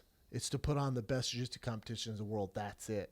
And the guy's like, yeah, but you're promising these guys money. And you're not paying them. That's a huge issue. He's like, that's not what we're in this business for. Yeah. Well, hey, man. I mean, we're both two guys that compete in Metamours. Right. Yeah. If you I get paid. Yeah, if you give your word, you got to pay. And I thought that was his mistake. I'm an intent guy more than what actually happens. I don't think he intended to screw anybody. I thought he was going to do better. I think he thought he was going to do better business than he did. And at the end of the day, he didn't have the investment back, and he didn't have he came up short. Yeah. And that would have been the great time to just come clean and go, this was a business move. It did not work. I am now bankrupt. Thank you all. Instead, he tried to move on and just hustle the next group of guys. And that's where it became really tough. That's a lack of experience. Goes back to what you were saying. The cover-up's worse than crime. The cover-up's worse than the crime. If he would have just come clean and gone, guys, this fell on our face. I'm out everything. And by the way, I'm not paying any of my bills. I want you to hear it from me. It all would have been forgiven. I agree. Yeah, and Babalu even came out and said that. Babalu comes out and goes, I'm a jiu-jitsu guy. I used to pay to do jiu-jitsu. I would pay to enter tournaments. I have no problem. I'll do jiu-jitsu for free. But the problem is you said you'd pay me. So now you have to pay me. Or you're a dirtbag. And that's Babalu that's a very fair point. It's hard to argue around. Right. And yeah, that was Halleck's problem. I did business with him. I would go back. I had a great time at Metamorph. I had a great time watching you and Cyborg. I remember I was the only one cheering for you in the whole building. Yeah, you were. I was sitting in the front. Yeah, but I loved it. I loved your style and your strategy. And I was even saying, hey, if you guys don't like what he's doing, change the rules. But he's following the rules right now, and he came up with a strategy, and that's what's got you all upset. Yeah. Brendan showed up with a strategy. I would do business with Halleck again, but I understand why other people want it. Yeah. Yeah, I just think it's he bit off more than he can chew, and he just kept carrying it. And you're right. If you just came in, I'm like, listen, I don't know what the fuck I'm doing. Bad idea. I'm putting on great jiu-jitsu matches. I fucked up. Bad idea. Overpaid for someone else. I still want to be the face. Someone else needs to run this business. You know, that's a very powerful thing to do. Sometimes it's okay to go, hey, I fucked up. I'm sorry. And just stop. Right. People are really forgiving because we all fuck up. People forget how powerful that can be. Just going, hey, I'm really sorry. I really fucked up. Right. And I thought I was going to be good at this, and I don't know what to tell you, but I fucked up. Yeah. I'm sorry. Yeah. It's an interesting signing by Bellator. I was interested in, and you know what I'm more interested in is who they're going to match him up with. I'm curious, is Bellator looking to carry and build this guy? Because that Gracie name, it works for me, man. If you beat a Gracie, it means something to me. If you are a Gracie, it means something to me. But I'm an old school guy. But I am curious. Are they looking to carry him? Or are they looking to just throw him in the fold and see where he sits? And I'll be curious who his matchup is. Well, he would be a 5-year project. And if you look at his track history, that 5-year project, I don't know if he's going to be around for 5 years. So if I'm Scott Coker, I don't know, man. I don't know where Halleck's heart's at. That he knows. Yeah. And maybe talk to Scott and Chow, and they're like, yeah, man, all right, let's do this. But if I was a young fighter in Bellator, I'm calling him out right now. I'm trying to attach my name to that and get it going. You know what I'm doing? I'm calling him out, and I'm like, and hopefully they pair him up with another black belt and go, I'm doing this for jiu-jitsu, and I'm going to bring in the guys help me train that you fucked over. Sure. And we're going to create a great countdown. There's your story. That's a marketing. That's a great That marketing is actually strategy. brilliant what Brendan just said. Jeez, Brendan Schaub coming up with a marketing plan. What else you got, Ev? I'm not mad at that plan at all. Jesus. Well done, my friend. Next one we'll do. How long has it been since Brian asked someone to suck his? I know it's been 25 Because that's breaking minutes. news. Almost a good half That's hour. breaking news. Well, I have a heart on though. That's what's weird. That's what's awkward. Current event. Brian's still hard, but he hasn't said anything about sucking dicks in 30 minutes. What do you got here? All right. What we got here is Michael Bisping saying he verbally agreed to fight GSP at UFC 206. He was actually offered the contract. This isn't just like a verbal kind of deal. He was offered a contract. Bisping verbally agreed to it. He didn't sign it, but he verbally agreed to it. And GSP is not down for it. From what I hear, he was offered quite a hefty sum. Hold on. So GSP was offered a hefty sum? Yes, to fight Bisping. And Okay. I guess him and Dana couldn't come to terms. GSP already sent a video out earlier, like a message to Bisping saying, okay, me and Dana couldn't come to terms. Couldn't come to the terms we wanted. So it's not going to happen. And what's your take on that, Joe? Because I saw Bisping tweet out, come on, be a hero in your hometown. We all want extra money, but just take the fight. That's my problem with the sport. That's how things will never change. Because you got a guy in GSP who, let's be honest, doesn't need more fame. Probably goes down as the greatest fighter on the planet right now. Doesn't need money, doesn't need fame. He's like, no, man, you pay me for what I'm worth. I had Under Armour pay me this much money. You want me to wear this bullshit Reebok now and fight for that? I'm not going to do that. You want me to honor my old contract? When I signed that contract, there was no Reebok deal. We didn't have all this stuff going on. So you're talking about a different time. And then you got guys like Bisping. I love Bisping. He's going, just take the fight. Well, everyone wants more money. It's like, that's the issue, man. Nothing's ever going to change if GSP signs that fight. Yeah, so if I can back up just for the listeners, because there's it's a lot really there. relevant what you said. GSP's last fight was 15 minutes after my last fight. So I know the time frame. I was co-main event. I passed him in the hallway after getting beat up by Rashad, and he was walking out to defend. So we're at the same time frame. The relevance there, that was in November of 2013. In early 2014 is when Reebok stepped in. Now, this is where it gets interesting. I hope I say this when I don't lose you guys. He had a contract with the UFC. When the Reebok thing came in, there is an addendum that has to be signed. If you amend a contract, it's essentially a new contract. So George has to come back in and go, no, you must honor my contract. You have X amount of days to give me a fight, or you have to pay me anyway. UFC's going, happy to do it, love to have you fight. Need this addendum signed because we got a new deal with Reebok, and we'll go ahead and put you in there. And George, from a legal perspective, has legs to this argument to go, no, I have a contract and I expect it to be honored. So the UFC then gets to come out and go, well, wait, you came out, you verbally froze your contract with this quasi-retirement, so we're going to go to court to figure out, are we actually at our deadline where we owe you a contest, or did you freeze that and we still got some more time and you're not a free agent? So there's actually a legal argument that can only be decided before a judge, which favors the UFC. Because he froze his contract when he retired. Or at least they can make a claim to that. Huh, And if you that's make a interesting. claim to that, the only person that can decide it isn't lawyers. It's a judge. It's a judge. So now you have to get in front of the judge. That could take 10 months. That could take a year. The UFC could move. There's gamesmanship that could happen there, which would side with George to go out and fight. Now, what I personally believe, and I got suckered into this because I'm a George Mark, but I personally believe he has no intention to fight. It took me a long time to get to this. I finally realized he doesn't plan to fight. He's trying to keep his name out there. He's succeeding. He's on shows like this. Everybody's talking about him. And this is how he keeps those sponsorship dollars coming in. That's what I believe is trying to happen, because they tried to put him with Conor. They have offered to put him with Tyron. They offered to put him in there with Lawler. They're now offering to put him in there with Bisping, and he's not doing it. Yeah, but we don't know the financials. Sure. Because if GSP takes that fight, well, now he's the face of Reebok. What's that worth? Sure. Probably not as much as Reebok and the UFC are willing to negotiate. And then he can't have those same sponsors. Remember, GSP's the face of the UFC. The face. The biggest star in Toronto, face of Canada, Montreal, Canada, Toronto, all that. He was the poster boy, man. The greatest welterweight to ever live. And now they're saying, take the fight and we're going to pay you this now. He's like, but what about all this sponsor money, man? What about that? Like, different game now. Okay, well then let's renegotiate the contract. They're going, no, man, this is what we're going to give you. $350,000 a month is what George brings in passively through Bacardi, Under Armour, and Gatorade. Can't argue with that. Just to impress you with those numbers. Jesus George Christ. St. Pierre sat out one time on an injury for 14 months, made $4 million. So you And he see why should. he's trying to keep this going. And he right. should, Wow. Worth every penny. And he should, because he's worth every penny. He's the greatest welterweight to ever enter the octagon. And then now, him versus Conor, Bisping, Woodley, all these super fights, if it's for the right money, it makes sense. And when people go, just take the fight, George, you don't realize the magnitude and the money that guy's bringing in on a monthly basis, not fighting. Sure. So to get him, and what would it do for Reebok to have these GSP fight kits? And you have basically Under Armour gear now. It's all Reebok with GSP's name on it. What's that worth to you? Yeah, and I don't love his argument. I'll tell you guys why. He's arguing, hey, I've got to be able, under my old contract, I could wear my sponsor's gear out there. I've got to be able to do that. And the problem there is like, hey, George, you haven't fought in 3 years and those sponsors have stuck with you. I'm not positive that you wearing the logo is contingent on your deals with them. So I don't know that argument. I'm going to disagree with you there, Chael, because now he has to wear the direct competitor, Reebok, when he in the biggest fight of his that's life. a great point. When he's To Under Armour. Under Armour, yeah. That's a great point. So now Under Armour goes, wait, I we're was paying you thinking $3 more million a year, Bacardi, and now you're going to go do Reebok? We can't have that. We can't work with you anymore. So instead of the longevity, maybe he has a 6-year deal with Under Armour. Not anymore. You just violated the contract because now you're wearing Reebok in the octagon. You're getting whatever 3 million views.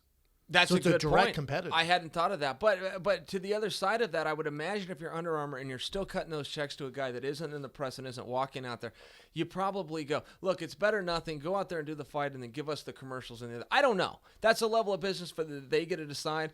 I'm just assuming he would have more value being an active competitor and doing active media than he would have as When I as hear a guy this, I that always used to think fight. when I That's hear fair, this, but- I always but- think that the UFC must be kicking themselves that they signed this UFC deal in the first place, because it does make it almost impossible. You mean Reebok deal? I'm sorry, Reebok deal, because it makes it almost impossible for George to sign. When I'm hearing these numbers, I mean, I would have to say to It's Reebok, not impossible. I'd have to 'Cause- say, 'cause Reebok, you know what? give me $6 million a year if you want me for the next 5 years, right? Yeah, and how much gear is GSP going to sell? Probably a shitload. And what's that worth to him? Now, if the UFC really wanted to get this done, let's be real, Chael. If they really want to get this done, Dana or Ari Gold could literally just go, all right, Under Armour, what do you think you're going to pay GSP for the next 3 years? All right, here's a check. Kick rocks, nerd. All right, is that cool, GSP? We're going to pay this much. Fight. Yeah, and then that's how you find out, does he want to fight? Is this real? But or I is don't this think a they're gimmick? doing Yeah. that. Well, he's got to also get out of his contracts with Under Armour and others. He may have contracts. Well, that's why I just said, yeah, B. Yeah. If they said, and obviously they would, if he goes, hey, we're going to pay this. Yeah. Does that make sense? Yeah. They can pay it out. Yeah. It would also, for you guys who know the game, as Reebok, let's just say you did make the deal, you would have to take into consideration the fact that the game is different. GSP's older. We don't know what his mindset is necessarily. How could he be champion again? And if so, could he hold on to that title? And if so, for how long? These are questions as well. How long does GSP stay in the limelight if he comes back to fighting? Well, that's why I think that's why the UFC's not saying, all right, we're going to do anything we can to make this happen. I think they're saying if it works on our end and that's good for you, then we'll do the super fight. If not, we're good. They don't need it necessarily. But they have tried every which direction with him. Like, hey, George, is this a thing that where you don't think you can beat the Lawlers and the Woodleys of today? Because we'll go ahead and give you Conor McGregor. That's going to sell. That's going to draw, and you should be able to win that fight. Okay, Conor doesn't work for you. Well, how about we run Nick Diaz back, which you've already done once? Well, that doesn't work. Do you want to move to 185 and take on? I mean, they have tried absolutely everything that would draw and is marketable. And they've still gotten a no, which is where I'm starting to come back and go, all right, George, you're working us all, and you're doing it brilliantly. Because here we are talking about you. And I talk about him on my podcast, too. I fall for it every week. But George is news. Or is he following your footsteps, Chael, and going, I'm doing whatever I can to get out of this UFC contract because I'm going to go over to Bellator, and they're going to pay me a boatload. And I keep Under Armour, and I release my own shirts. I release my own training gear. I still have Bacardi. That's the move. And I'm the face of fucking Bellator. It's Viacom. Oh, and I also like to do movies. They're also offering me TV deals, you know? All fair guesses. And That's I've the wondered move. that same thing. And I don't know Bellator. I mean, as much money as they've got, and their contracts are very fair and all of that, because they're not in pay-per-view where he gets those bonuses and kind of knows what to expect. He's a proven draw. I don't know. I don't know how to factor that. I know they were talking a $10 million flat for him to fight Conor. Flat. And his pay-per-view bonus. A guarantee of 10. It's a lot of money. And George was still like, I think I would do that, but I don't know. He just wasn't fully That's in. a great matchup for him, and Conor's the face of the UFC. If Conor would have beaten Nate Diaz the first time, I would have got a tattoo. Oh, my if he beat GSP, I'd get a Conor tattoo on my back. If he would have knocked GSP He's out, not going to get. He's not going to beat you. I can't possibly imagine that, but you're right. No, You There don't know. couldn't be a worse matchup for him. No. Yeah. What? That's a Yeah. terrible matchup for him. That's a That's fight still you would George take. St. Pierre. What, GSP, Chael Sonnen, Bellator. Oh, yeah. No, That'd be- absolutely. I've worked out with George St. Pierre. I will tell you, he is as good as the hype. Yeah. He really is. Have you ever been in the room with him? Oh, yeah. I Yeah. was at TriStar for He's special. a while. Yeah, a long time. Right, this guy is the strongest. You wouldn't believe his strength. No, his opponents never talk about that. I've It was heard all I he's- could think about it when I left. I mean, he would grip you, and you were stuck. I had 30 pounds on him. He was also- just stuck. He was also the first guy that kind of brought a professional approach to training camp. Because I remember I went to TriStar. I was living with him, and we went. I was like, "We're what?" And we go to yoga, we go to gymnastics. Then we went with a nutritionist, and then we would go to meditation. Then we'd do mitts, and then at night we'd do this, and we'd eat this, and we were in bed by this, and we'd wake up like this. And it's like, all right, he set the blueprint, Wow. man. Yeah. A monk. If I could redo everything as a child, I wish I would have gotten to more gymnastics. I'm a big believer in the strength and the flexibility, the timing, the balance. Really? Yeah, as I look back, I really think gymnastics probably would have been helpful. And I watched George. Did you go do hate those Friends and flips Girls, or? Yeah, I know. Yeah, I know. because how many cool kids were, and I know I'm gonna get shit for this. How many cool kids were walking the hallways that were just killing gymnastics when you were throwing? Well, they were a lot. They were very, very small. I met an Olympic gymnast, a guy, and kind of shook his hand. I remember, and I went, Jesus, you're in, because at the time I was kind of hanging out with this other Olympic gymnast gal. That's weird. And her friend was this guy, and I shook his hand. I go, fuck, he's strong. I felt his hand. And she goes, he's an Olympic gymnast. And I remember, I'm such an idiot. I go, how many pull-ups can you do? He goes, I don't do pull-ups. Moved on from there. It's a But fair they're question. really small, like 5'2", Yeah. like a tiny guy. It's tough. What were your sports? You were a wrestler, and you almost went in the Olympics as a boxer, right? I thought about trying out for the Olympics. And I would have not made the team. I could have made it. but you boxed as a for kid. wrestling. Yeah. I probably would have come in around 5th in 2000. And so I made a decision to go after wrestling. I could have made the team in terms of I couldn't have beat all the boxers, but I could have beat all the wrestlers. I didn't. I ended up as an alternate, but I was right there. It's a big deal. But yeah, it was a big deal. But yeah, how long had you boxed? So your dad had you in boxing as a kid? Yeah, ever since a kid. My dad had told me I wanted to get into karate.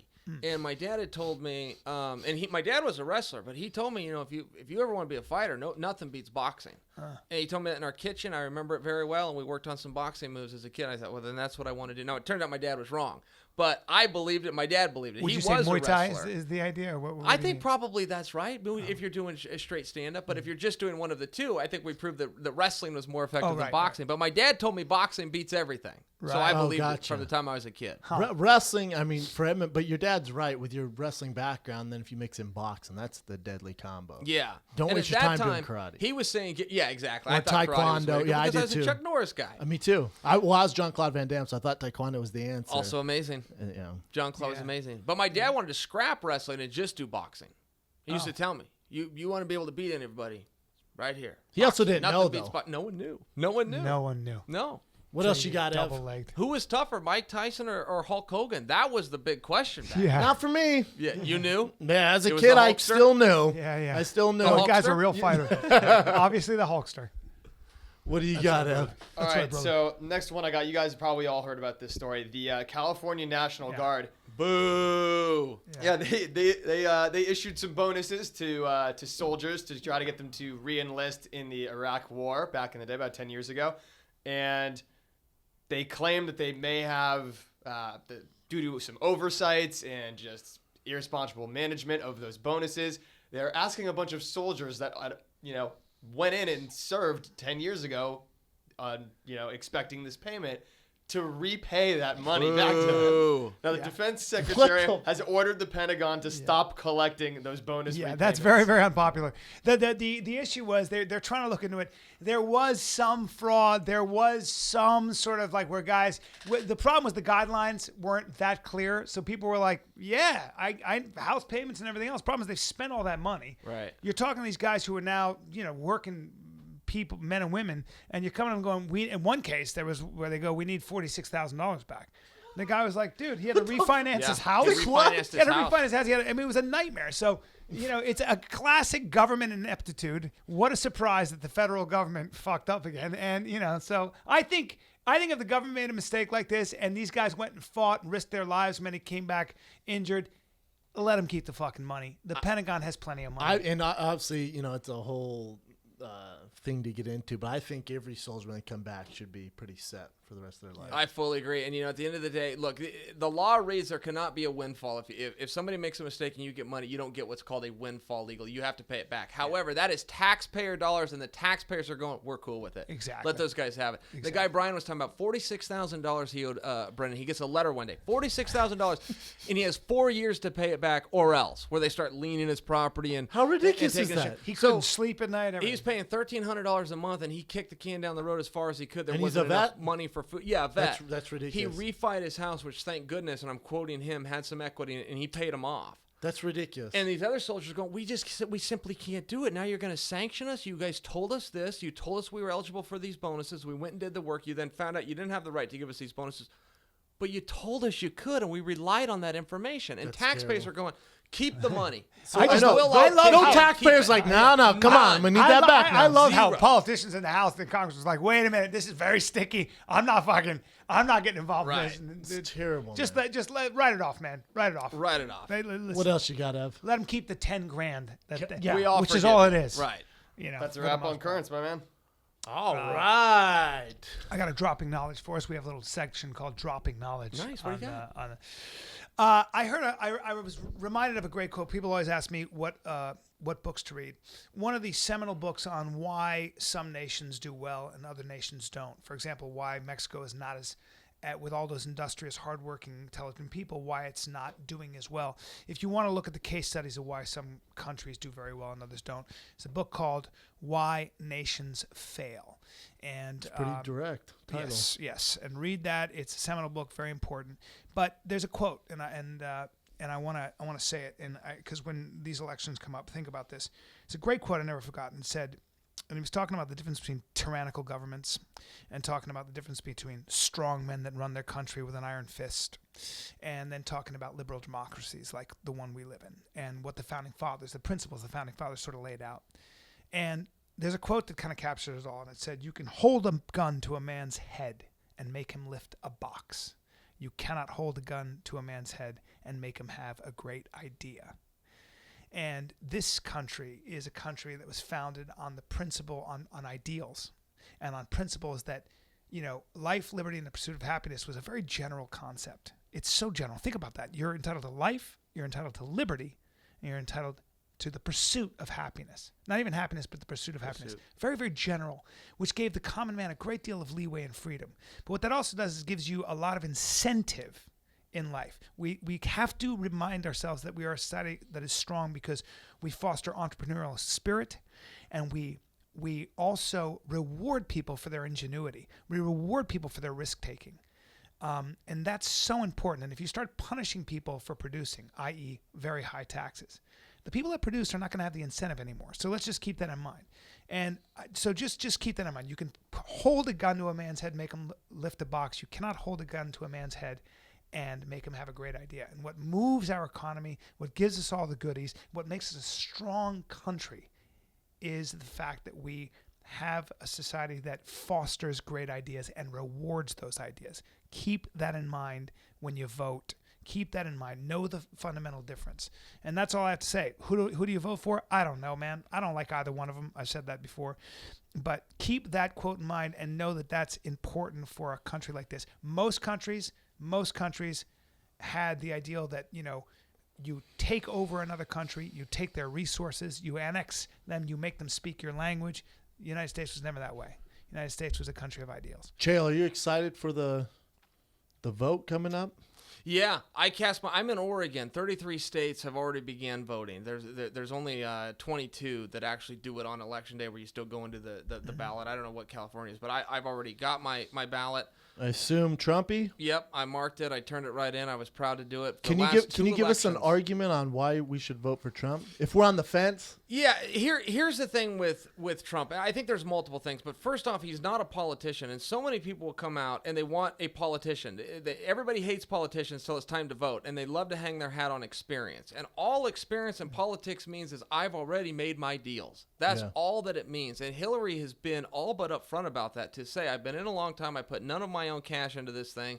It's all been special interests, and when I get in there, I'm going to serve those special interests. She's been pretty open about that without saying it that candidly. That surprises me that did not turn people off. And Trump himself, who put $100 million of his own dollars in this campaign, recently came out, and again, in his candid speak, he said, "This was a bad investment. I'm not getting a return on it. I thought people would appreciate what this means. I thought people would understand that I am not bought and paid for it, that I'm the one guy in the history of America that can actually bring in change, because I have made no backroom deals with anybody." And he said that the voters and the people are not understanding what it means to fund your own campaign.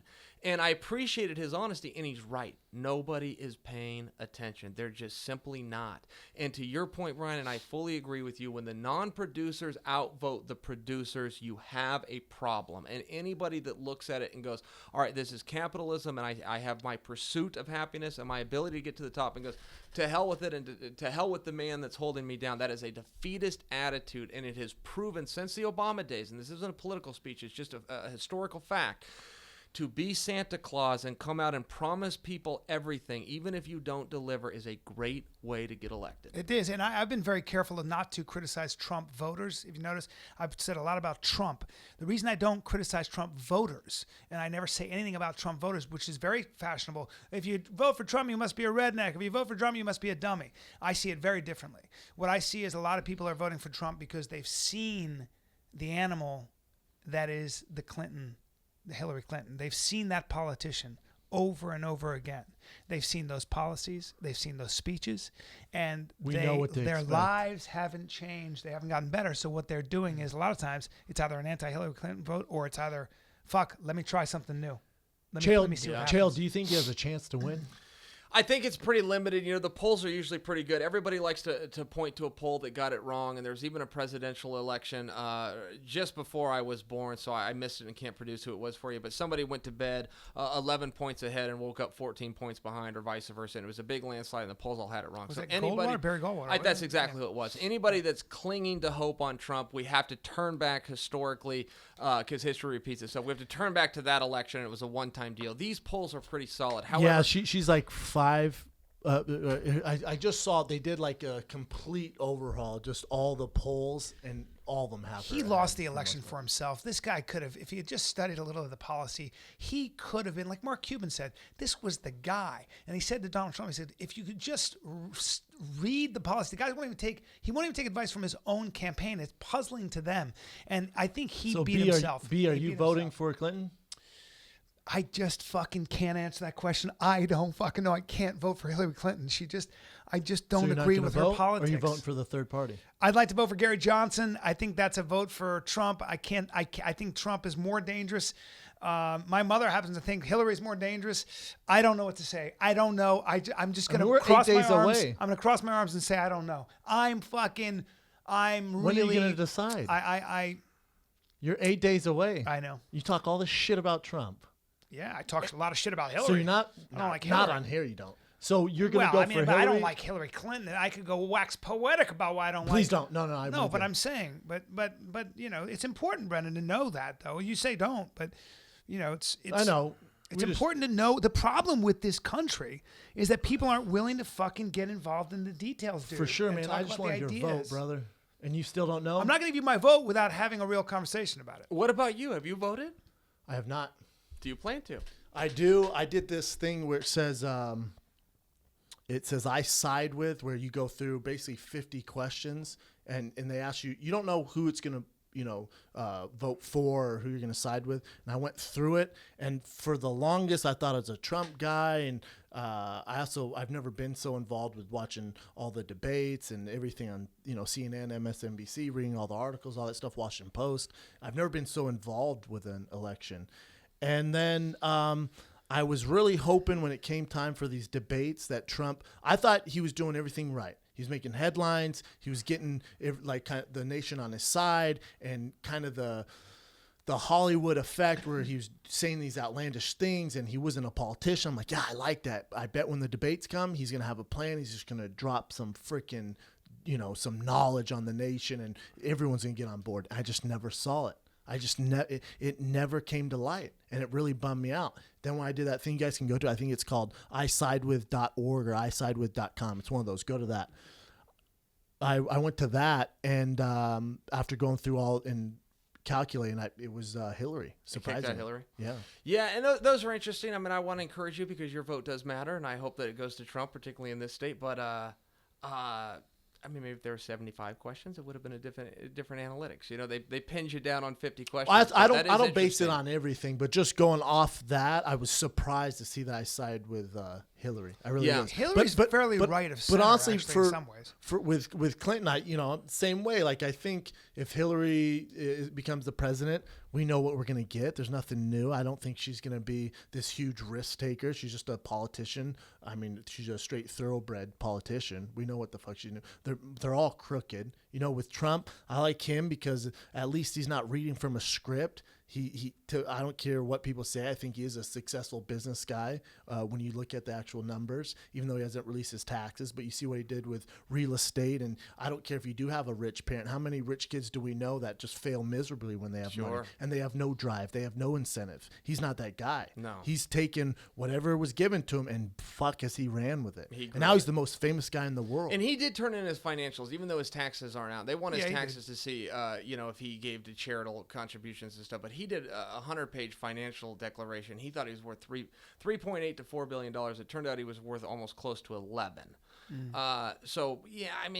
I don't think there's any dispute that he's a good businessman. No. And he signs the front of paychecks. I mean, that's a really hard thing. Most people sign the back of a paycheck. He signs the front of a lot of paychecks. Again, I think he's a guy who ran a business, has been running a business and employed many thousands of people for a long time. So you can't take that away from him in a lot of ways. I think he says things, but I'm willing to take the stupid things if he's going to actually make a difference. You know what I'm saying? Like, I'm cool with how he says some outlandish stuff. The grab her by the pussy officer that was on a bus, and it shouldn't have been recorded in the first place. So that was a little rough. But in general, man, I was really banking on Trump. I really was. I want him to win. Like I said, I've watched every election. I watched everything before that. And, yeah, I thought he was the guy. I genuinely think my problem is I genuinely think he's a little unhinged. Like I just like you said it. I just couldn't sink my teeth into. I don't feel like he really reads anything, or I just don't. I don't think he knows the issues. That's what I worry about. I didn't hear it. I just kept waiting. Like, what would you do specifically? And I remember when Bill O'Reilly was like, well, what would you do? He kept asking me. He goes, I'd be a cheerleader for the police to start with. And it was that stuff I couldn't sink my teeth into. But part of that I like, because they asked Hillary, and what does she do? She makes all Sure. these promises, and everything's going to be great, and we're going to do this. You're not going to do shit. Yeah. You're not going to do shit because everyone else wants you to do this, and we know exactly what you're going to do. So it's when you watch the debates, like, for the first time, at least Trump was real. Like, maybe he didn't have all his he didn't cross his T's and dot his I's and everything with the campaign, but there's never been a more watched campaign. Yeah. You know what I'm she, saying? She did have 30 years, and she has not done any change. So for her to come out and make all these promises, she's going to do it. For anybody to fall for it, they deserve it. And that's what Trump's saying. He's like, what are you talking about? You haven't done shit. These are You've both had the most 30 these are years. the most intensely disliked candidates, I think, in modern American history. Yeah. They're both very disliked. And Trump's wounds So- are all self-inflicted. You know, it's They not are. that she brought him down. No. He brought himself You know what down she's time and doing? time again. That's it. And what she's doing, and I'm not a fan of this either, she's literally just taking a step back and letting him do this. Going, Yeah. keep The going. defense rest. She doesn't have to do anything. That's the right. problem. Is like the guy. But she's a politician. Like, I want a president who's going to grab life by the balls, man, and get after it and make a difference. Like, I don't want to see you coast just because Trump's, basically making an ass of himself. Like, go do your thing. I read a thing about how all of our leaders nowadays most of them have never done any military service, and none of them have ever done any manual labor. They come from elitist backgrounds, and they were talking about how, I think it was Camille Paglia, and she was talking about how that never used to be the case. And the problem with not coming, and many of them weren't athletes or any of that stuff. And the problem with that is that many of them didn't come into contact with objective reality. They've been so theoretical their whole lives. They've been so sort of insulated in an academic circle or around books. I don't mind that. I want my president You want balls both. deep in But books. it I don't used to want be- him getting hit in the It head. used to be you get both. It used to be both. Like, part of your education was with sport, with the military service, with all that stuff. And she just makes a really interesting argument for that, where we are dealing with a lot of lawyers who are now in power. And I don't know if that's the best thing. But when also, people the are really smartest good- people in America aren't running for president. They don't want that job. Sure. They And really- it's a pay cut. The smartest point. people in the world are not running for president. Yeah. They're just not. Like, Right. dude, They don't wanna why? deal- they That don't wanna deal with all this scrutiny- shit, the That scrutiny. and I really can't make that big of a change if I'm going to do this. Right. And have to help these people. Like, why would I do that? That's Sure. why I feel I'm, like I'm making 7 figures a year doing this. I could take a pay cut and live in this place. And the really great businessmen don't like to compromise either. And No. politics is about compromise. There That you go. struggles. A lot of them struggle with that. Yeah. But also the fact that back in the day, you didn't have to worry about people coming in, and still in Europe, you don't have to worry about this, people coming in and tearing your personal life up and looking at every little thing you said and looking at all the details of your love life and everything else. Who the fuck wants to deal with that? Right. Seriously, That's are any we all celebrity- that's saints? any Are we all celebrity now, saints? though. But Yeah. in France and stuff, they think that's ridiculous. They don't do that shit. They're just like, listen, your personal life, stay the fuck out of his personal life, and you can Unless do you're that. Princess Diana. When And Sarkozy they killed her. when but they yeah. asked, well, actually, the UK is very different, but Italy, France, very, very different, like those countries. When they asked Sarkozy, the president of France, started asking him about his personal life, that motherfucker was an American, I can't remember, famous, and he just went, good luck. He went, oh, excuse me. See ya. Just took off his mic and goes, good luck, see you later. You know Just what's took always off. weird to me, Chael, and I've been around some people, like, when you ask them who they're going to vote for, they get offended. Like, Sure. they don't want to discuss it. I've never figured that out. Because politics is supercharged, like religion. They always say don't talk It's about so politics yeah, or religion. politics. Why? If that's your thing, why does someone have to get defensive about it? Why? They don't want to offend other people, maybe. Because in Hollywood, if you say you're a Republican, who would get you won't get offended? a part. In Hollywood, if you say you're a Republican, I'm telling you this. There are a lot of circles in Hollywood. If you were to say you're a Republican, for that matter, Peter Thiel is losing business because he is a Trump supporter. And the fact of the matter is, if you are a Republican and you support a pro-life candidate or something, you are going to have major issues in Hollywood. You probably a lot of times Probably won't get a depends who part. you You are, won't get a too. job as a director, sure, but it happens all the If you're a time. big enough celebrity, that, I mean, Oh, yeah. you could be an atheist, Satan, and they don't care. Yeah. Money But talks. I've always found that weird. Like, if that's your thing, man, and you're proud of it, like, I thought that too. And, people hate flip-floppers in politics. I always tell people I love flip-floppers, and I love them for this reason. I think if any time you're confronted with new evidence, you have the right to change your opinion. And I always tell people that. open-minded. It's Yeah, called- I'm a great guy to argue with for the one reason. I will listen, and if you confront me with new evidence that I had not considered before, you'll win me over to your side. Yeah. The guy you don't want to argue with is the guy that's never been wrong. It's like, well, then what's the point here? Exactly. Yeah, There there's was no a point. campaign ran. You guys remember Jesse Ventura, Jesse the Body? Hell from yeah, he's just WWE? on Rogan. Okay, he was elected governor in Minnesota. He was reelected, and on day one, and I really like this, and I have fantasies sometimes about running for Congress myself, and I would do the Jesse Ventura approach, which is on day one, he came out at a press conference and he said, I've blown coke, I've smoked marijuana, I visited prostitutes when I was overseas, and I'm running for governor. Now let's be, he outed himself from the jump, and I've always The media's liked off. that. God bless him. Joe Rogan, guys, we all talk about it. We all love Joe Rogan, but that sumbitch is so comfortable in his own skin. Oh, yeah. Nothing sticks to him because he will tell you before you can tell him. honest. There's nothing you can do with that level of honesty other than find him endearing. Joey Diaz. Joey Diaz has taken a tragic life story and monetized it into a character all through honesty. Yeah. He just tells the truth. And it's like, Joey, I trust you with my checkbook. You can babysit my kid. I trust you sure. fully because you told me. That's Yeah. right. That's right. That's a really good point. You good can't point. get around it. And I have things that are taboo that I'm shameful of that I would hope would We all never do. come out. It's like, yeah, but if you didn't, if you were Joe Rogan or Joey Diaz, man, life would be so much easier. Yes. You tell everybody. My you rule is my define friends yourself. know exactly who I am. He Right. knows exactly who I am, and hopefully you will one day too, as we spend more time together. And we're going to spend a lot. Let's of do time. some fan questions. What do you got, Ev? Forward to it. Let's Just- just do. just This has been a in, long me and one. Chael. Let's do like Thank you, 3 or buddy. 4. All right, let's go. No, we had a million of them for him. Let's do. If Chael was to join the WWE and couldn't use his real name, what would his in-ring name be, and what would his finishing move be? Wow, guys, little help here. I don't know. I used to be a big WWE fan. I don't watch it very much anymore. Now, Lesnar's got an interesting angle coming up with Goldberg. I don't know if you guys saw that. I did popped for see one a that. little Goldberg bit. versus Lesnar, right? Yeah. 20 years too late, but who cares? Yeah. I'm like, you know what? Let's do it. You need parity in matches. Never saw that one Do you coming. I'll still tune in. watch? So you're not really into WWE? No. Because I thought I could see you when you were done with UFC. I thought for sure there's a WWE career for you.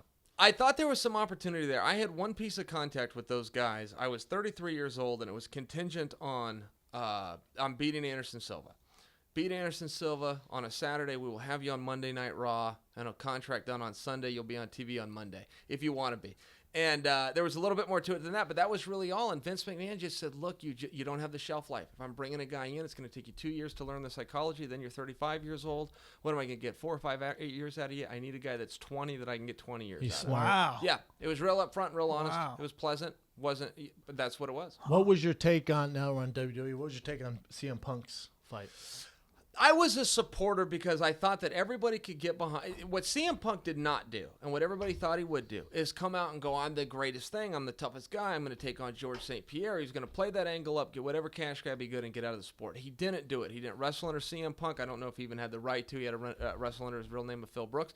But all he said, these weren't his words, these are mine, but he essentially said, this is a bucket list item. I am a huge UFC fan. I have always wanted to do it, and I am now given the opportunity. I can't turn that opportunity down, and I don't know what's going to happen out there, but I'm going to go out and try. And I just thought that was a very relatable approach to that. And I think he got a rude away. I thought he thought it would go a little bit better, but that's fine. We all do, right? We all think it's going to go a little bit better. called Even it might be when you delusional, win, though. Right. You think you were going to win by more. So that was my take on it. Look, did he belong in there? Look, he was in over his head, but he was over his head from the jump, and he mustered up the courage and walked out there and did it anyway. Good Yeah. for him. Boom. What do you got, Ev? Do you think Trump's campaign strategy could be applied to hype a fight and get into the other fighter's head? 100%. So Yes. I've always thought Trump was running this campaign like Vince McMahon would promote a WrestleMania. It then came out that Vince McMahon put $6 million, Tuesday of last week, $6 million of his personal money into Trump's campaign. Now, Vince McMahon does not get behind a losing horse. This is a very smart guy. He took a showman, a fake industry, for lack of a better word, and turned it into $1 billion empire. This is a smart guy who jumped in when the polls were going down and put $6 million of his own money into Trump's campaign. Trump comes out the very next day. I don't know if you guys saw this press conference where he was debating the results and saying it was a rigged election. And he comes out at a press conference. He's reading the teleprompters and he says, "Guys, I just want to make an announcement, clear anything up from the debate.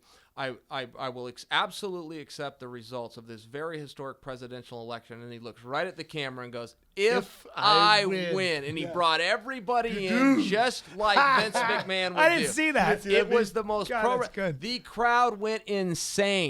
And it was so great of a line, Brian, that even Trump broke character. He started laughing and had to walk away from the microphone. And then he came back, and we all thought he was going to come back and go, "Hey, I'm kidding. Listen, the results are the results." He did not. He qualified it by saying, again, not his words, he said, "I'm a businessman. I would never take an option off the table. That's what you need to do when we negotiate. You need to limit my options. I have legal recourse, and I would never remove a legal recourse. That's stupid." And you all listen and go, "Yeah, you're right. Why would you take an option away from yourself?"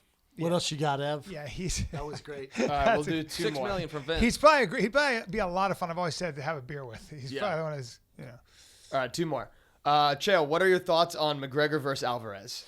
Okay, I love the fight. Listen, Conor McGregor comes out, he brings an absolute storm, and what happens is most guys aren't left standing when that hurricane runs through. Nobody's running over Eddie Alvarez. It has never happened. It isn't going to happen. You can beat Eddie, but you're going to need some time and probably the judges, and maybe things don't go that way. Nobody is running over Eddie Alvarez, and if Conor comes out and tries to do it, and I think he needs to try to do it, he's a front runner, much like Vitor, and then just hope nobody's left standing.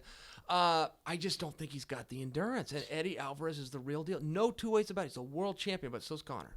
I just don't, at 55, I talk about this all the time, I just don't see, and I'm the biggest Conor, fanboy in the world. At 55, I just don't see him matching up well with those top five. It's not a fun career for him at 55. It's never happened before. And, so many fighters have come out and said, you What need to has strip never happened? Conor. What do you mean? Where a guy wins 2 belts simultaneously in the UFC. And I want to say this, and I'm switching gears just a tiny bit, but I'm frustrated. I'm frustrated at the stupidity of fighters, and I just can't take it anymore. Fighters are weighing in saying you need to strip Conor McGregor. Now guys are coming out from other divisions that have no standing in the matter. An 85-pounder just came out and said, you need to strip Conor McGregor. It's like, guys, do I really need to explain this to you?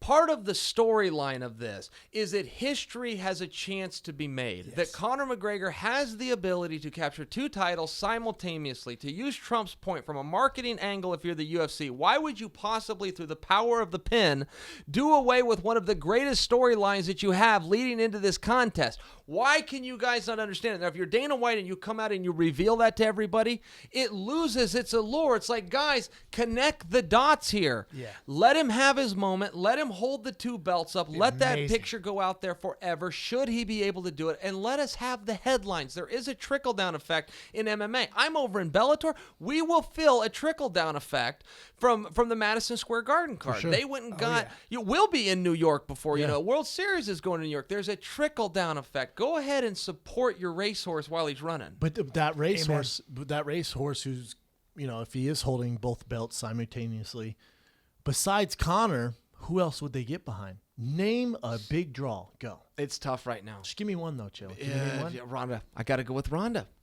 And she's not even fighting. It's not until She fights December end of 30th. December, Yeah. but then you see what she's been going through. How many does she have left? Sure.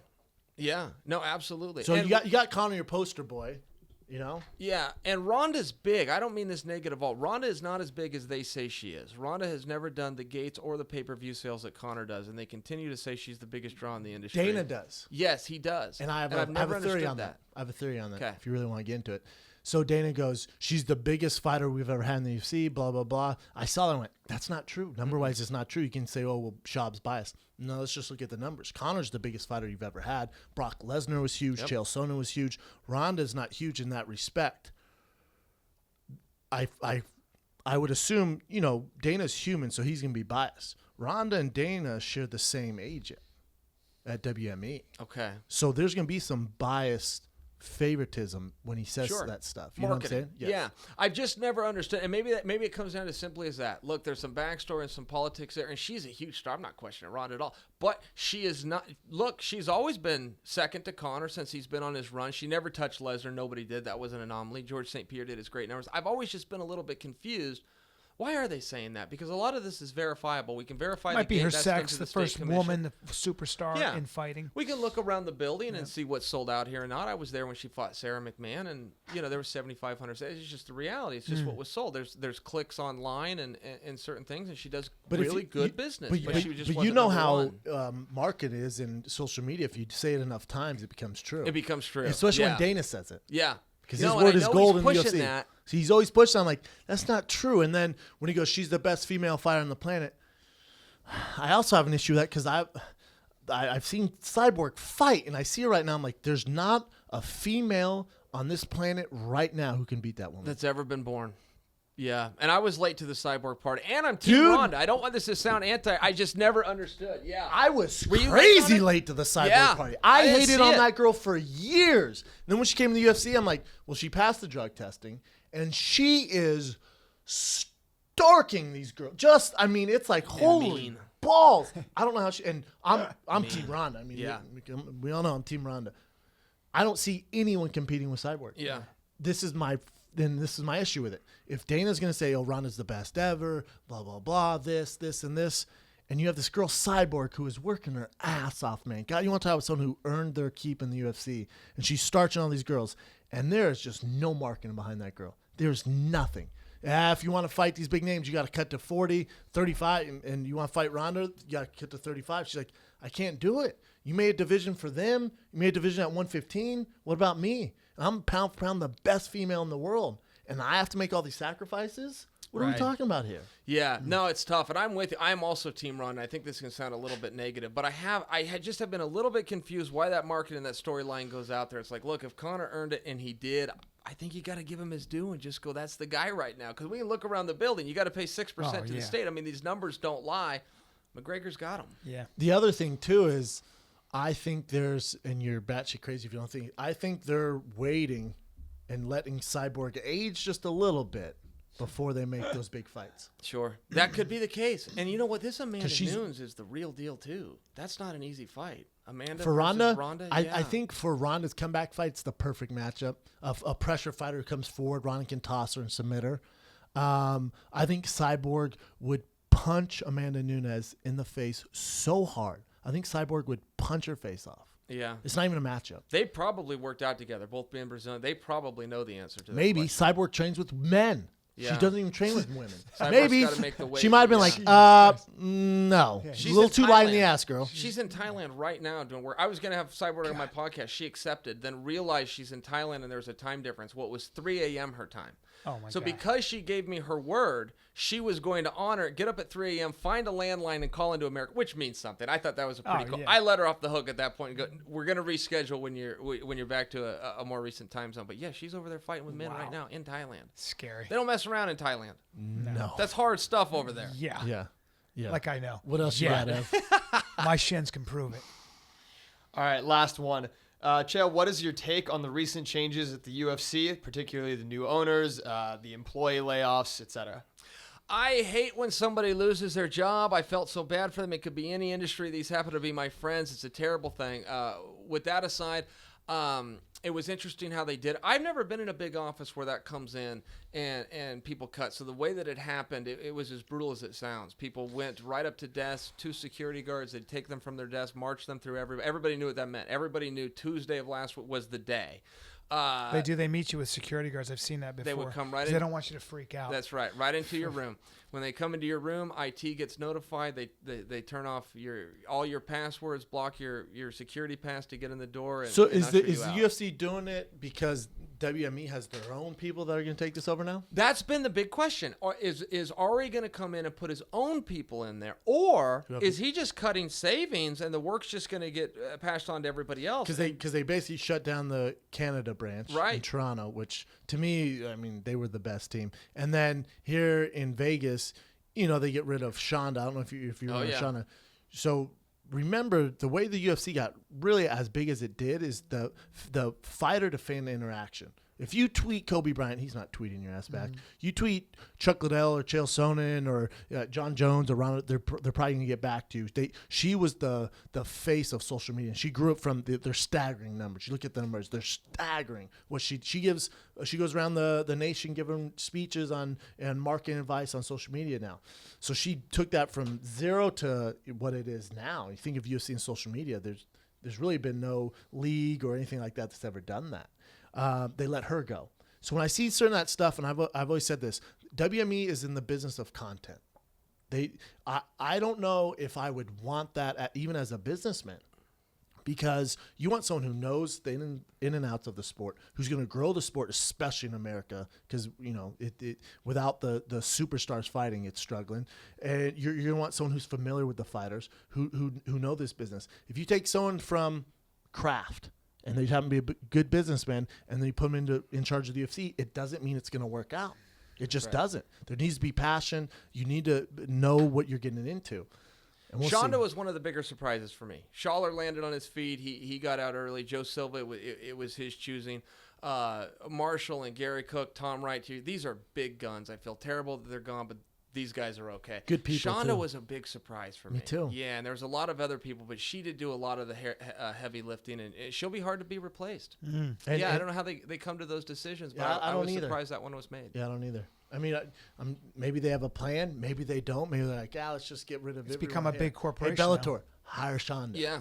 I even talked to a big guy, Pete, the guy who left Fox Sports. My boy Pete, who's in charge of some gaming network now. I'm like, if you want social media, you want a social media expert, here you go. There she is. Yep. She's a monster. Yep. Yeah. To your point, though, I have wondered that. Are they going to replace these guys with his own guys? Or are they just doing away with them? And that answer hasn't been made yet. Those offices, we're only a week into this, but they're sitting empty right now. They haven't replaced them. It's interesting, man. Yeah. Shake-ups. You got the New York card At the happening, mothership. Who knows? Chael Sonnen. You're the best, This man. is You're it? awesome. We're done? That's You're well, awesome. we did about 2.5 hours, man. It's not Really? Rogan. 2.5 We don't hours. do That three. flew by. We You guys moved. are great. Three. Well, It's rare we do three. you're always a treat and always Tickets are welcome on sale. Tito Ortiz, Chael Sonnen. It's here in Los Angeles, correct? That's right. We're at the Forum, January 21st, and the election is going down November 8th. But on January 21st, Tito's going to be in the real swing state. Now I've been saving that one all day. Is that all right? I like it, brother. The swing state. I like because it, of man. punching? Yes. Yes. Because of, right. We got it. Because of the election. We got it. I like Brian, the tie I don't there. think it. Let me start at the beginning. There's an election going. I wanna- Store that away. yeah. I'm fighting Tito. You're fighting Tito. I bridged a gap between the two. You said swing with state. Swing state. Yes. But everybody knows you throw rights and you run straight. You're still swinging straight, them, though. straight Swing. cross. You're not I'm a with big you, swinger. Chael. God dang it. Brian and myself, we will be there. We will Yeah. support We'll you be guys. there. I'm gonna We rubber will band. be I'll there. rubber band my underwear into that arena. I will That is text Scott hilarious. Coker right now. We're going to need tickets to that. I'm sure you can get tickets Bellator.com. Is that right? They're Yeah, on sale there it everywhere. is. What's your Chael- at podcast? Chael Sonnen. Chael Sonnen. You're welcome. You're welcome, Chael Sonnen. The Forum, January 21st. Be there or watch it on television. Boom. Spike TV. Where are we Live. going to be, Brendan? We are in New York City next Wednesday. One show only. We're at the Comedy Festival, New York Comedy Festival, Gramercy Theater. That bad boy is almost sold out.